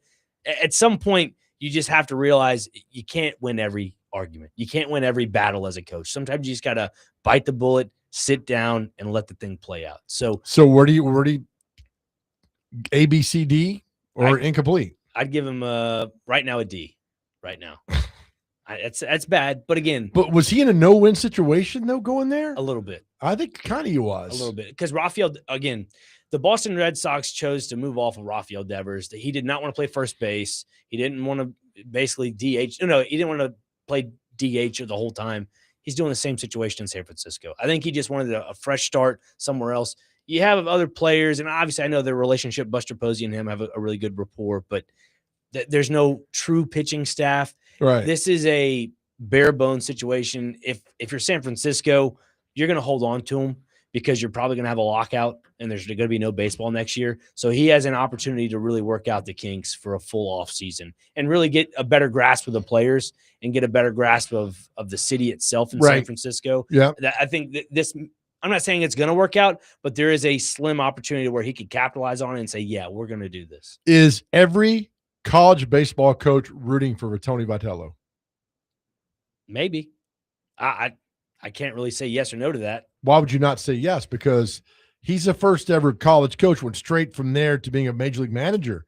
If it works, maybe the Milwaukee Brewers like, hey, we really like this coach at LSU. I mean, I think it opens up a whole different world for coaches. It can. I just don't see it really working that way. Just because there are coaches that pride themselves on working through the ranks of like single A, double A, triple A, and understanding the farm system. Whereas if you're a guy like Tony Vitello, I think it was baptism by fire where you can't really understand the farm system as a true first year MLB manager. And you don't know where to start. Like, how do you, if say, for example, let's say I'm Tony Vitello and I get hired. Hey, Tony. Hey, how you doing? Say I get hired by San Francisco and I'm like, all right, what's the first order of business? Give me your entire scouting book of the players in single A, double A, triple A. I need to evaluate that. All right. Look at all the stats that you can, and then ask your scouting department which of these players in each division are truly going to develop at the next level. That's where I would start. I don't know if he's done that per se. Again, I'm not inside the building, but evaluating what we see on the field, again, I think he's pinned with the roster that he has right now. I'm hoping in years to come that you start seeing the evolution of the farm system. Is he over his head? A little bit. I think he saw the opportunity in being a Major League Baseball manager and saying, yeah, this is it. Again, this is a guy that came from St. Louis. Yes. When we were over at Loveless Cafe and he spoke to Lawson Baseball, he said of how he had the rich history of being a Missouri native and growing up around that Cardinals franchise. Sure. That's one of the more, I'd say, championship-oriented franchises in all of Major League Baseball in the NL. And, I mean, that when you're around that 24/7, you try to adopt that mindset at the major league level if you're Tony Vitello. It just doesn't seem to be working right now. So all that to tell me that he's over his head. A little bit. Right now. All right. You're the baseball expert. Well, you're welcome. I like that a lot. Yeah. By the way, Mookie Betts, I saw is playing shortstop now. He's a natural infielder. I'm not surprised. He's played every position. When he was at Overton, he played second base. Like, don't yell at me. No, I'm just saying. I find it funny how like everybody's. I'm on your side. I know. I find it funny how everybody sees Mookie as this natural outfielder. Yes, he's a Gold Glove winner, but the guy's a natural infielder, and it's hilarious because people don't want to basically adopt that mindset.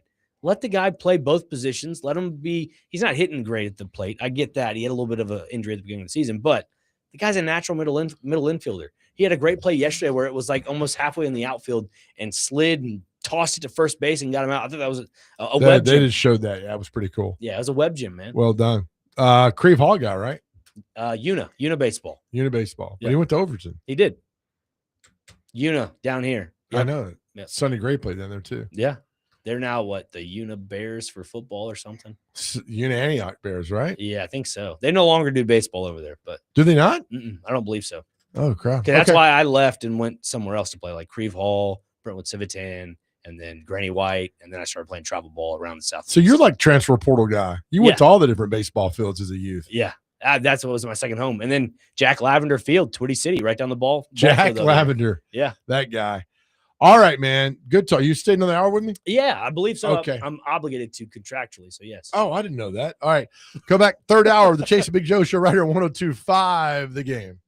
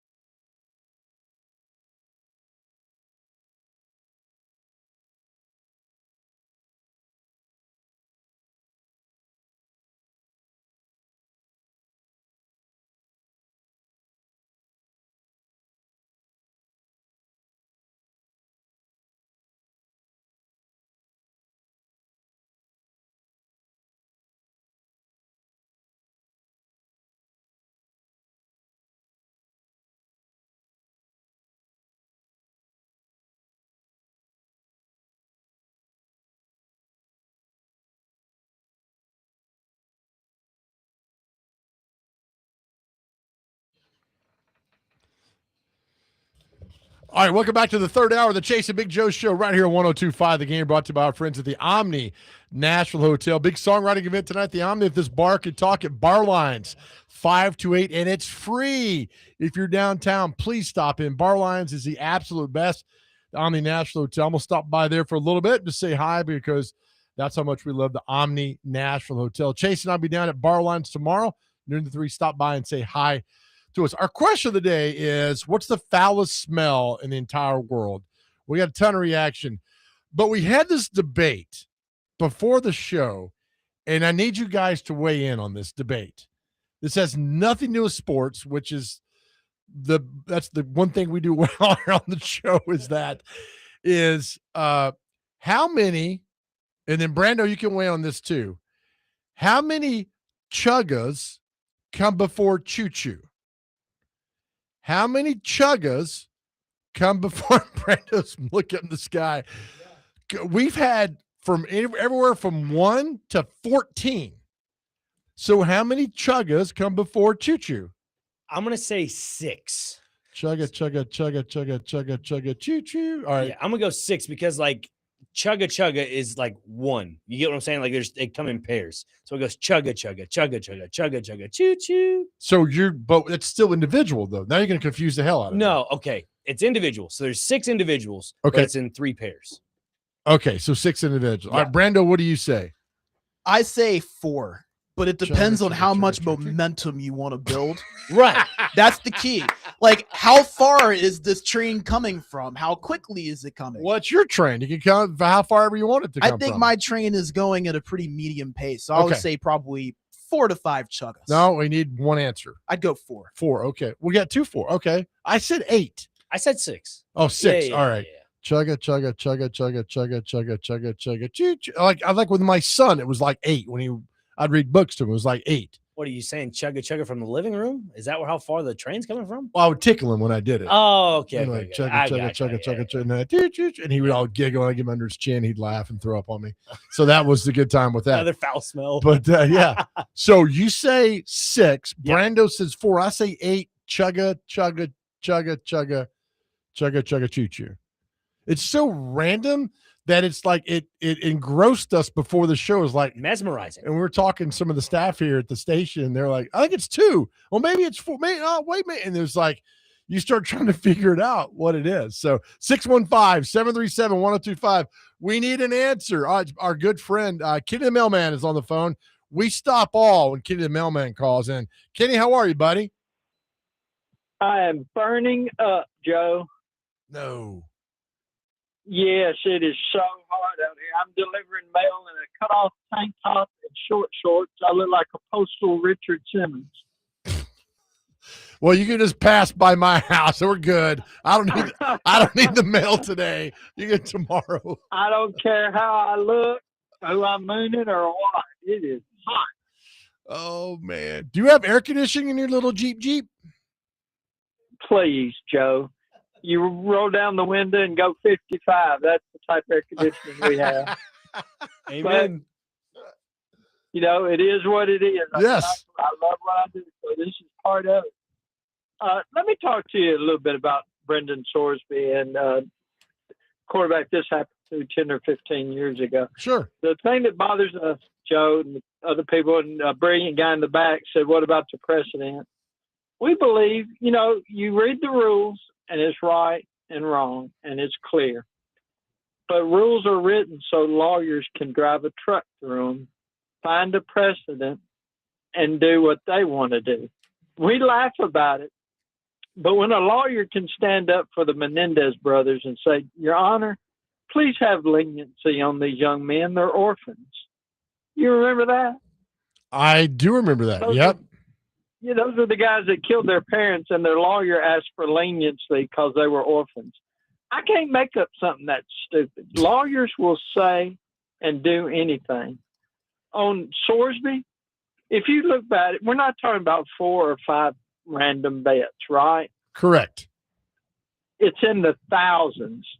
Not only that, the young man had to sit in 3 or 4 lectures where he signed his name, and they told him, you just can't do this. And they passed the sheet around. He was in the classes, and he signed his name. So he can't say he didn't know you weren't supposed to do this. It's just like, I'm going to do this no matter what, because I'm only thinking of myself. The last year Johnny Manziel played, he sat in the room while his teammates were working hard in the summer, and he was signing footballs for $100 a pop all over. Got suspended 3 or 4 games, and it could have cost his team the national championship. Once again, he's thinking me.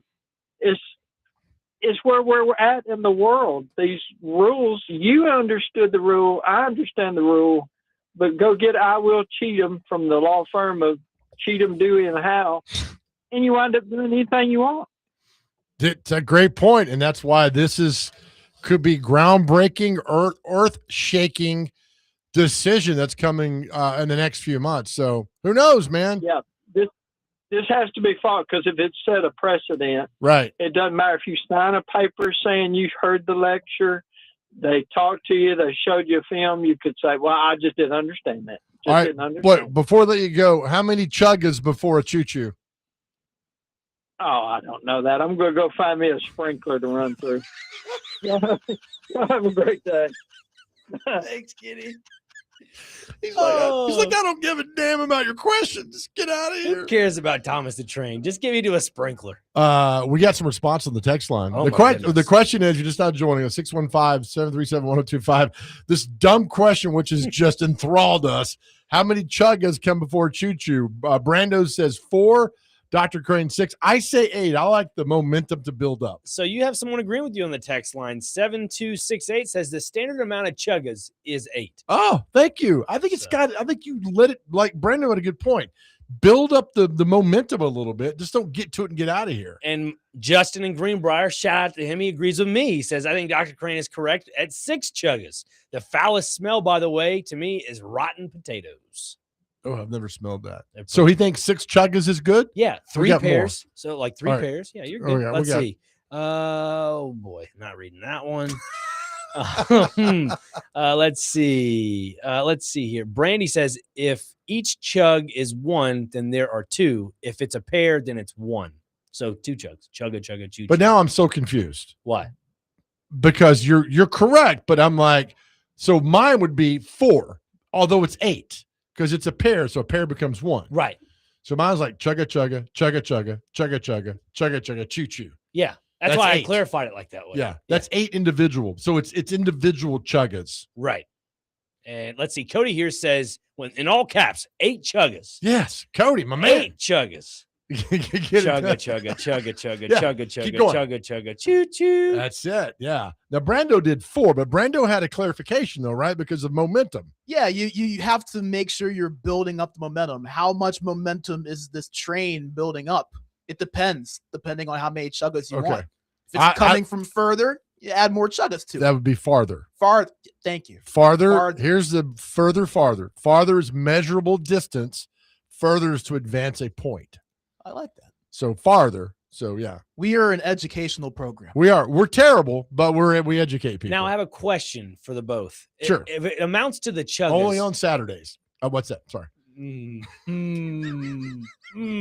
Okay. When it comes to the freight on the train, if there's multiple cars to the train, does it also equate to how many chuggas needs to be involved with it as well?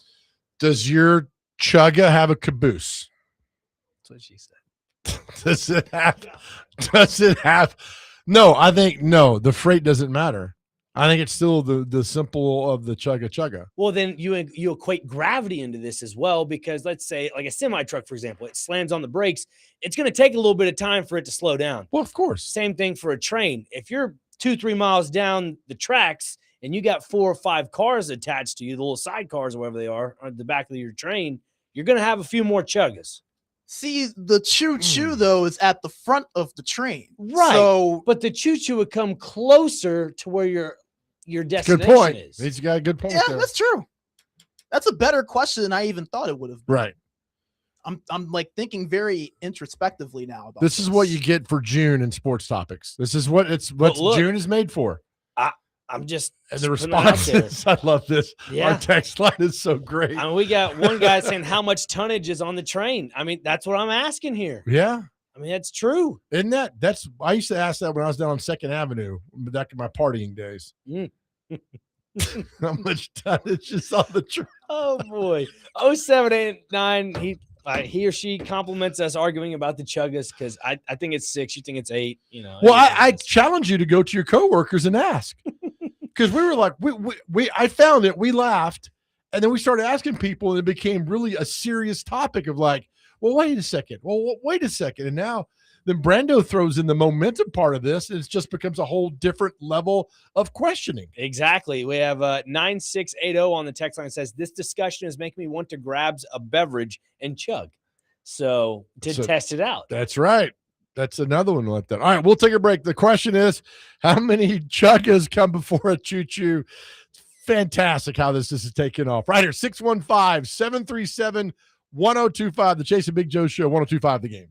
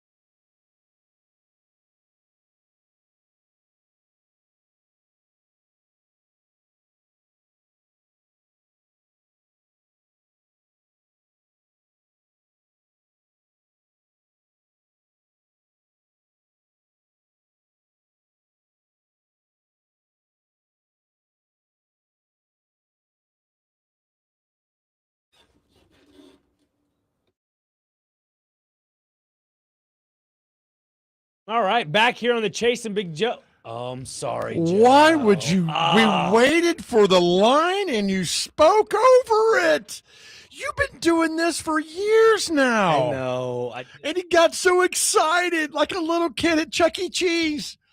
Like he just saw the giant rat come in the room, like, Mama, the rat. Whoa. I was not a rat guy, and I was not a Chuck E. Cheese guy. Welcome back to the Chase and Big Joe show. Thank you, Jason Aldean, friend of the show, for that song. 2104 says, if any of the voters for best talk show are on the fence, the Chugga Chugga Convo should solidify the W, and the answer is 8. 2104, we love you. Thank you. Our question that we've taken this hour is, how many chuggas come before the choo-choo? It's so popular that Mike Organ weighed in on this. What did that bozo have to say? Mike Organ had an entire long list for us. He goes, tell George Dubin to talk about about this on his little show instead of telling me Bob Crane's birthday or National Pee in a Fountain Day. Here is a Nashville connection to the Knicks and Spurs heading into Game 4 of the NBA Championship. TSU great Dick Barnett was a key player for the Knicks NBA Championship in the 69-70 season and 72-73.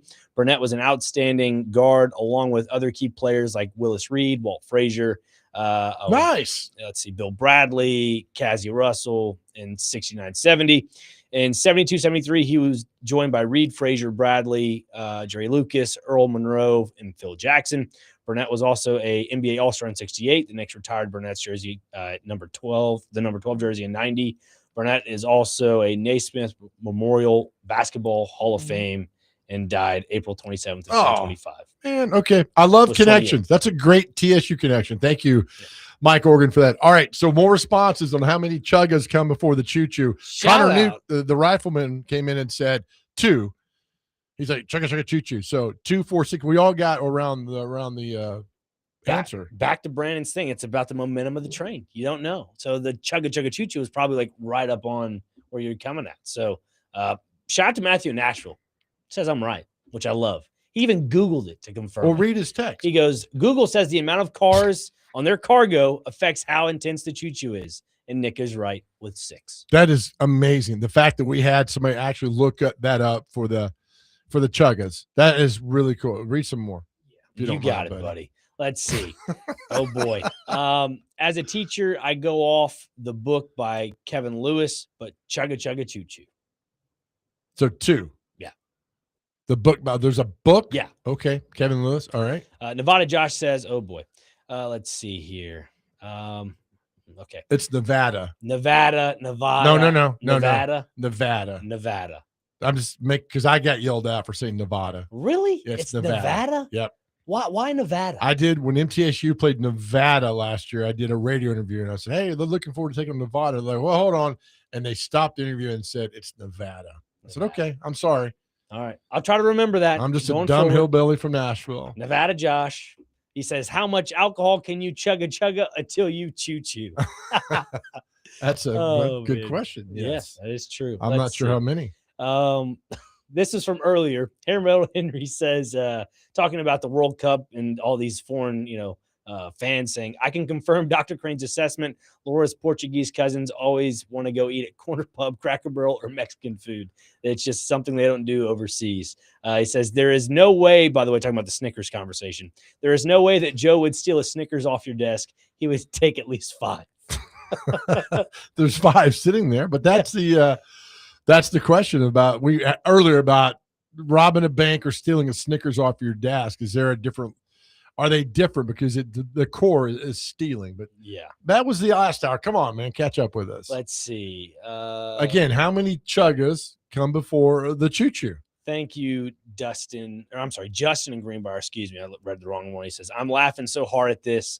We have a Stanley Cup and NBA Finals that has been great, but this conversation takes the cake. Yeah, nobody weighs in on that stuff. Nobody care. I mean, they care, but they don't care.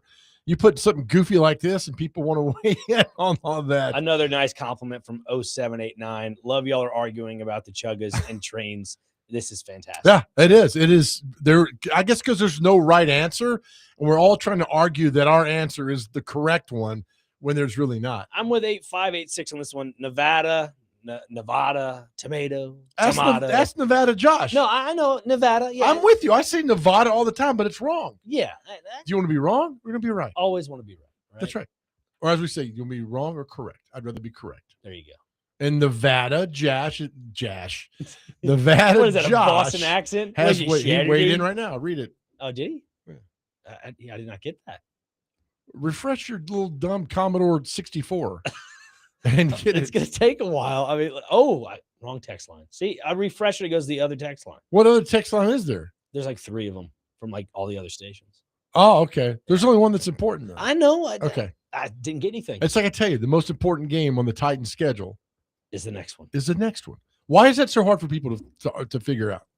It's the most important game. This is an honest question here, and I need to get your opinion on this. Okay. What size is the conductor's hat?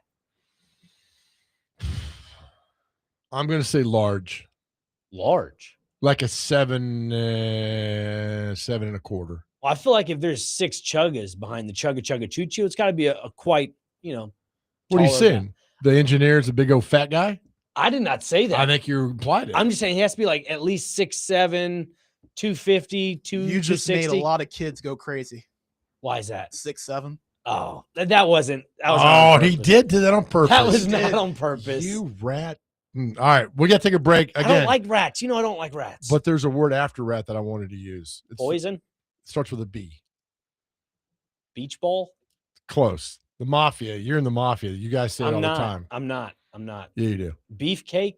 That's it. That's a good one. All right, our question for this hour: how many chuggas come before the choo-choo? Bowling ball. And it's just so, my goodness, people are weighing in. I'll think about it. This is the Chase and Big Joe show, brought to you by the Omni Nashville Hotel, right on 102.5 The Game.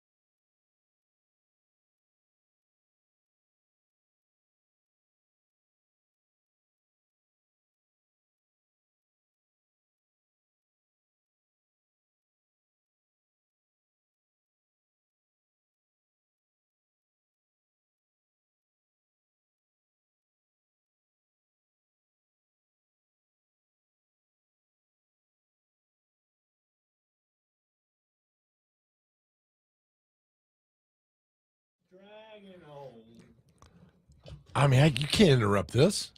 The train keeps rolling on down at San Antone. Yeah, welcome back to the Chase and Big Joe show. It's on the surface, we are a sports show, but you guys seem to gravitate towards the questions that are just out there. And is it nonsensical? Is that the word, or is this nonsense? I don't know. Nonsense, yeah. Nonsensical. I think they both work. Okay, I don't trust you. Yeah. For that, I don't trust myself either. How many chuggas come before choo choo? We got plenty more. We apologize. We can't get through all the texts. We got a ton of them, so we'll read as many as we can. Nevada Josh, thank you. He's going to buy some T-shirts. You know what they say on it? Because it's Nevada, not Nevada. There you go. Yeah. Sorry. Almost second guess myself. So do you learn today that it's Nevada? Nevada. Yeah. Okay. Not Nevada. Nevada sounds cooler. It does. But it's incorrect. I think if I'm, just hanging out and about, I'll still call it Nevada, but it's Nevada. Huh? It's Nevada. Move on. We got all these texts and you're pontificating on being wrong. I don't know what text line you're looking at, but I'm not seeing. Oh, I'm sorry. My bad. Refresh button. Sorry about that. You're so goofy. Somebody said that we have a 1-900 text line. Yeah. Because I read the wrong text line. It goes, you're forgetting about the 1-900 text line. We don't, just for letting people know, but thank you. Let's see. Craig says on the text line, my friends could leave back $1 million for me, but I wouldn't touch it. If there's a Snickers, it's gone. Right? It's simple. It's still stealing. Yes. Yeah, it is, I guess. Let's see. Dustin in Hopkinsville says, can't read that one. Dude, come on, man. Dustin, you're better than this. Oh, my goodness. Scott in Waverly. I read that one. Oh, here we go. Cody says 8 chuggas. So he's with you. 8 chuggas is the answer. Interesting. Connor Newt said 2. 2.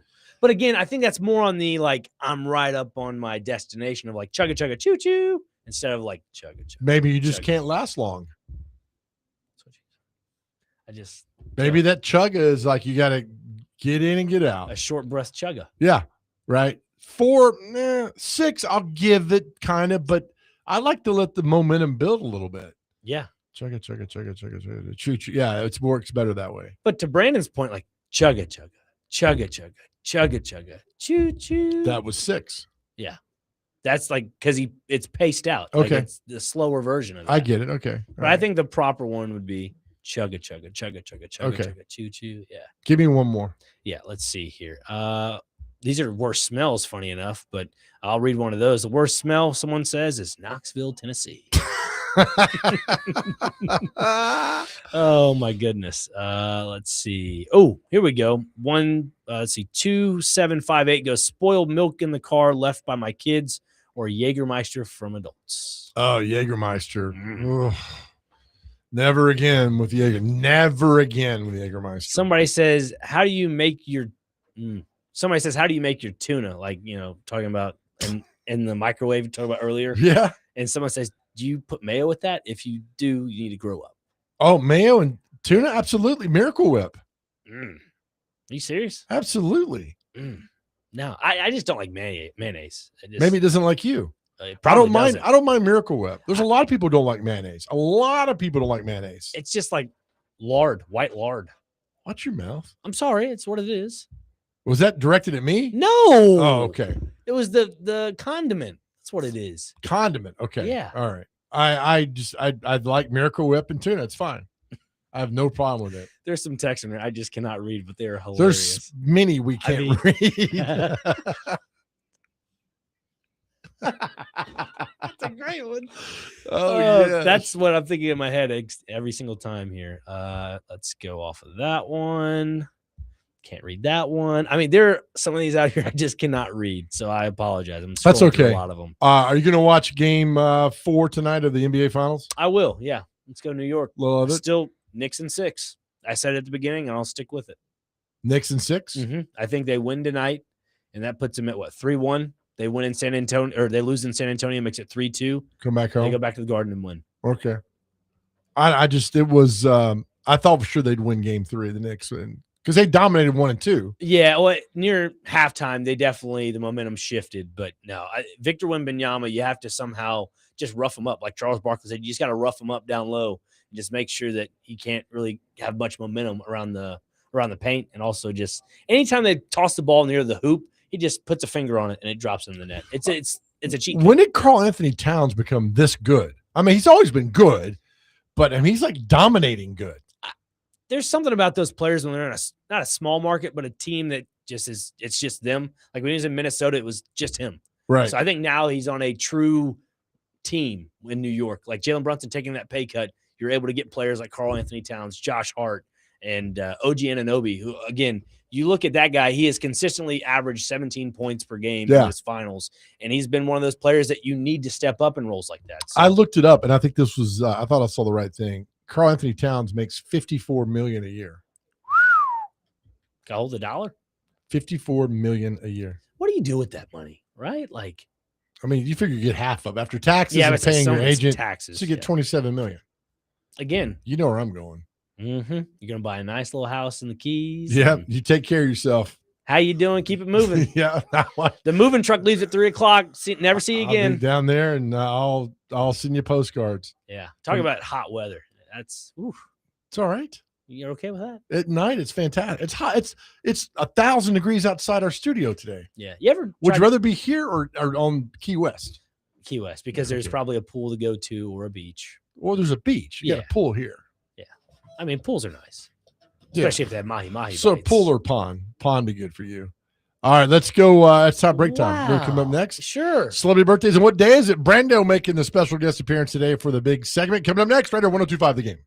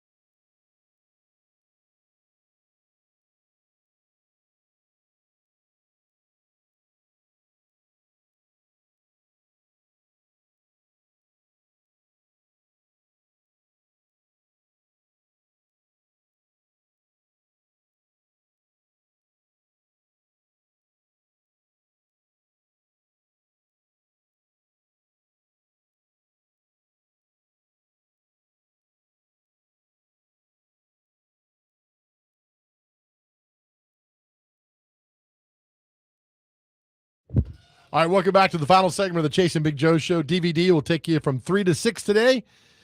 They got you covered. As we do every day to the show. Brando, are you ready for this? You are a permanent fill-in guy for celebrity birthdays. What day is it? So in the words of the people, hit it. There we go. Time for what day is it, Dr. Crane? Take it. First one on the list, we have Alcoholics Anonymous Founders Day today. Is that Bill? Maybe. Bill. He's the guy that started Alcoholics Anonymous. It doesn't say. Okay. Ballpoint Pen Day is today. National Egg Roll Day is today. National Frosted Cookie Day. National Urban Spices Day. National Iced Tea Day. And to wrap it up, we have National Black Cow Day. And you're probably thinking, what is that? It is a type of drink. It's a root beer float. It's not like a black cow, like a cow? Well, it originates from Cow Mountain in, Colorado. So it says the Cripple Creek Brewing in Colorado, the ice caps of the mountains of Cow Mountain. And because it's root beer float's a darker color, they call it the Black Cow Mountain. Oh, okay. Yeah. All right. That's good. Oh, my goodness. I got attacked by my glasses. Your glasses kind of blew up on you right there. There we go. All right. Time for celebrity birthdays. You got to get these within 2 years. You all right? Oh, I got to turn your mic off for a second. All right. We're back. All right. Here we go. Time for celebrity birthdays. Get these within 2 years of the front or back of their actual birthday, how old they are. So here we go. Dr. Crane, you go first. How old is Dan Fouts? Former Chargers quarterback, announcer, Dan Fouts. Where did he play college? University of Oregon. 57. 64. 75. Really? Yep. Brando, how old is NHL coach player Brent Suter? 63. 66. 64. Brando's up 1-0. We love the Brando. Dr. Crane, how old is baseball player Pokey Reese? 61. 72. 53. One of your favorite athletes, Brando, Tara Lipinski, the ice skater. Yeah, I love me some Tara Lipinski. Easy, pal. 68. How old? 68? Yeah, 68. 55. 44. All right. Dr. Crane, how old is actress Gina Gershon? What movie? What was she in? Oh, my gosh. She was in a movie. What movie was that where it was very scandalous? Showgirls. You have to watch that through scrambled Cinemax growing up. Okay, I'm gonna go with 62. 59. She's 64. Okay. She's on the board there. There you go. Oh, boy. Brando, how old is Kate Flannery? She played in The Office. What was her character's name? That was Meredith. Meredith. Yeah. God dang it. Yeah. Meredith. 58. Meredith is 62. 62 exactly. Dr. Crane's up 3-1. Dr. Crane, how old is the very beautiful? I think she's dating Billy Ray Cyrus, Elizabeth Hurley. 50. 46. 61. Brando, how old is Kate Upton? 44. Married to Justin Verlander, pitcher. Yep. She is 42. 34. Guys are off. Kate Upton's 34? Yeah, pal. That's news to me. Am I living under a rock? We both are. We go back up and see. Kate Upton turns 34. It's the same Kate Upton? It is. Has to be. Wow. Okay. All right, Dr. Crane, how old is singer Maxie Priest? He's a kind of a reggae. He's very good. Okay. 52. 58. 65. Brando, how old is actor producer Andrew Stevens? His mom was Stella Stevens, famous actress. 54. 50. 71. Dr. Crane, how old is actress Jean Triplehorn? She was Tom Cruise's wife in The Firm. Jean Triplehorn. 62. 71. 63. 4-1. Dr. Crane getting it done. Brando, how old is guitar player Joey Santiago of the Pixies? 69. 58. 61. Dr. Crane, how old is drummer Jimmy Chamberlain of the Smashing Pumpkins? 42. 51. He is 62. Guys, we're getting terrible. All right, Brando, how old is rapper The Doc, D-O-C? 48. 44. 58. Dr. Crane, how old is singer JoJo of Casey and JoJo? JoJo, right? I should sue her for taking my name. Let's go 61. 57. 55. It's now 4-2. Brando, how old is actor DJ Qualls? Now, he went to college here in I think he's from Nashville. He was in Hustle and Flow and a few other movies. DJ Qualls. Let's go 38. 42. 48. Dr. Crane, how old is country singer Lee? This is Lee Bryce. My name is Lee Bryce. How old is Lee Bryce? Lee Bryce is 46. 53. 47. 5-2. Brando, how old is actress Lily Sobieski? She was in the movie that was Deep Impact. 70. 61. 44. With that, it's over. Dr. Crane wins 5-2. Wow.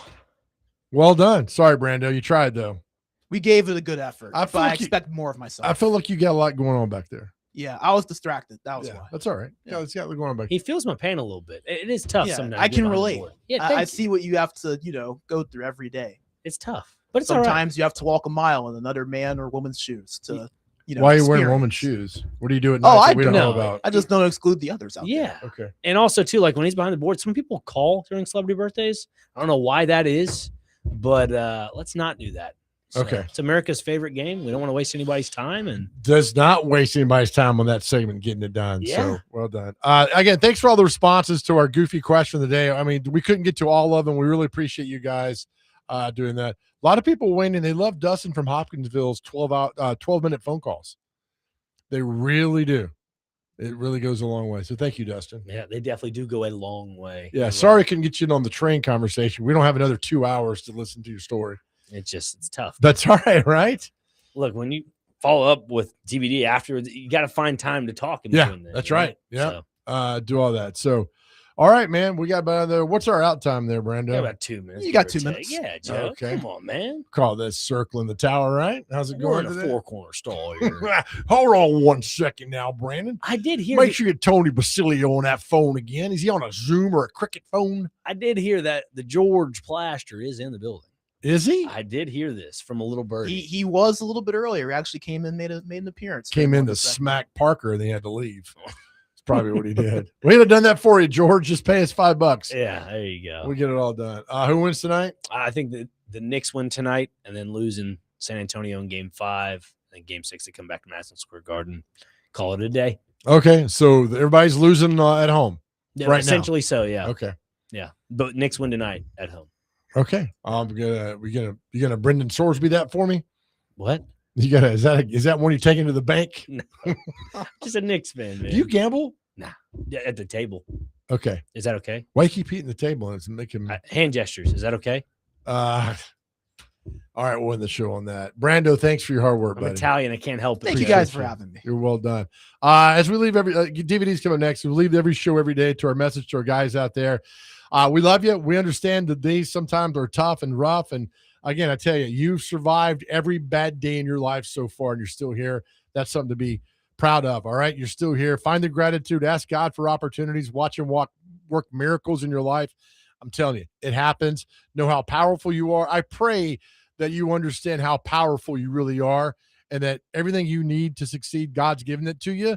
So keep going, keep fighting, keep striving. A lot of people rooting for you.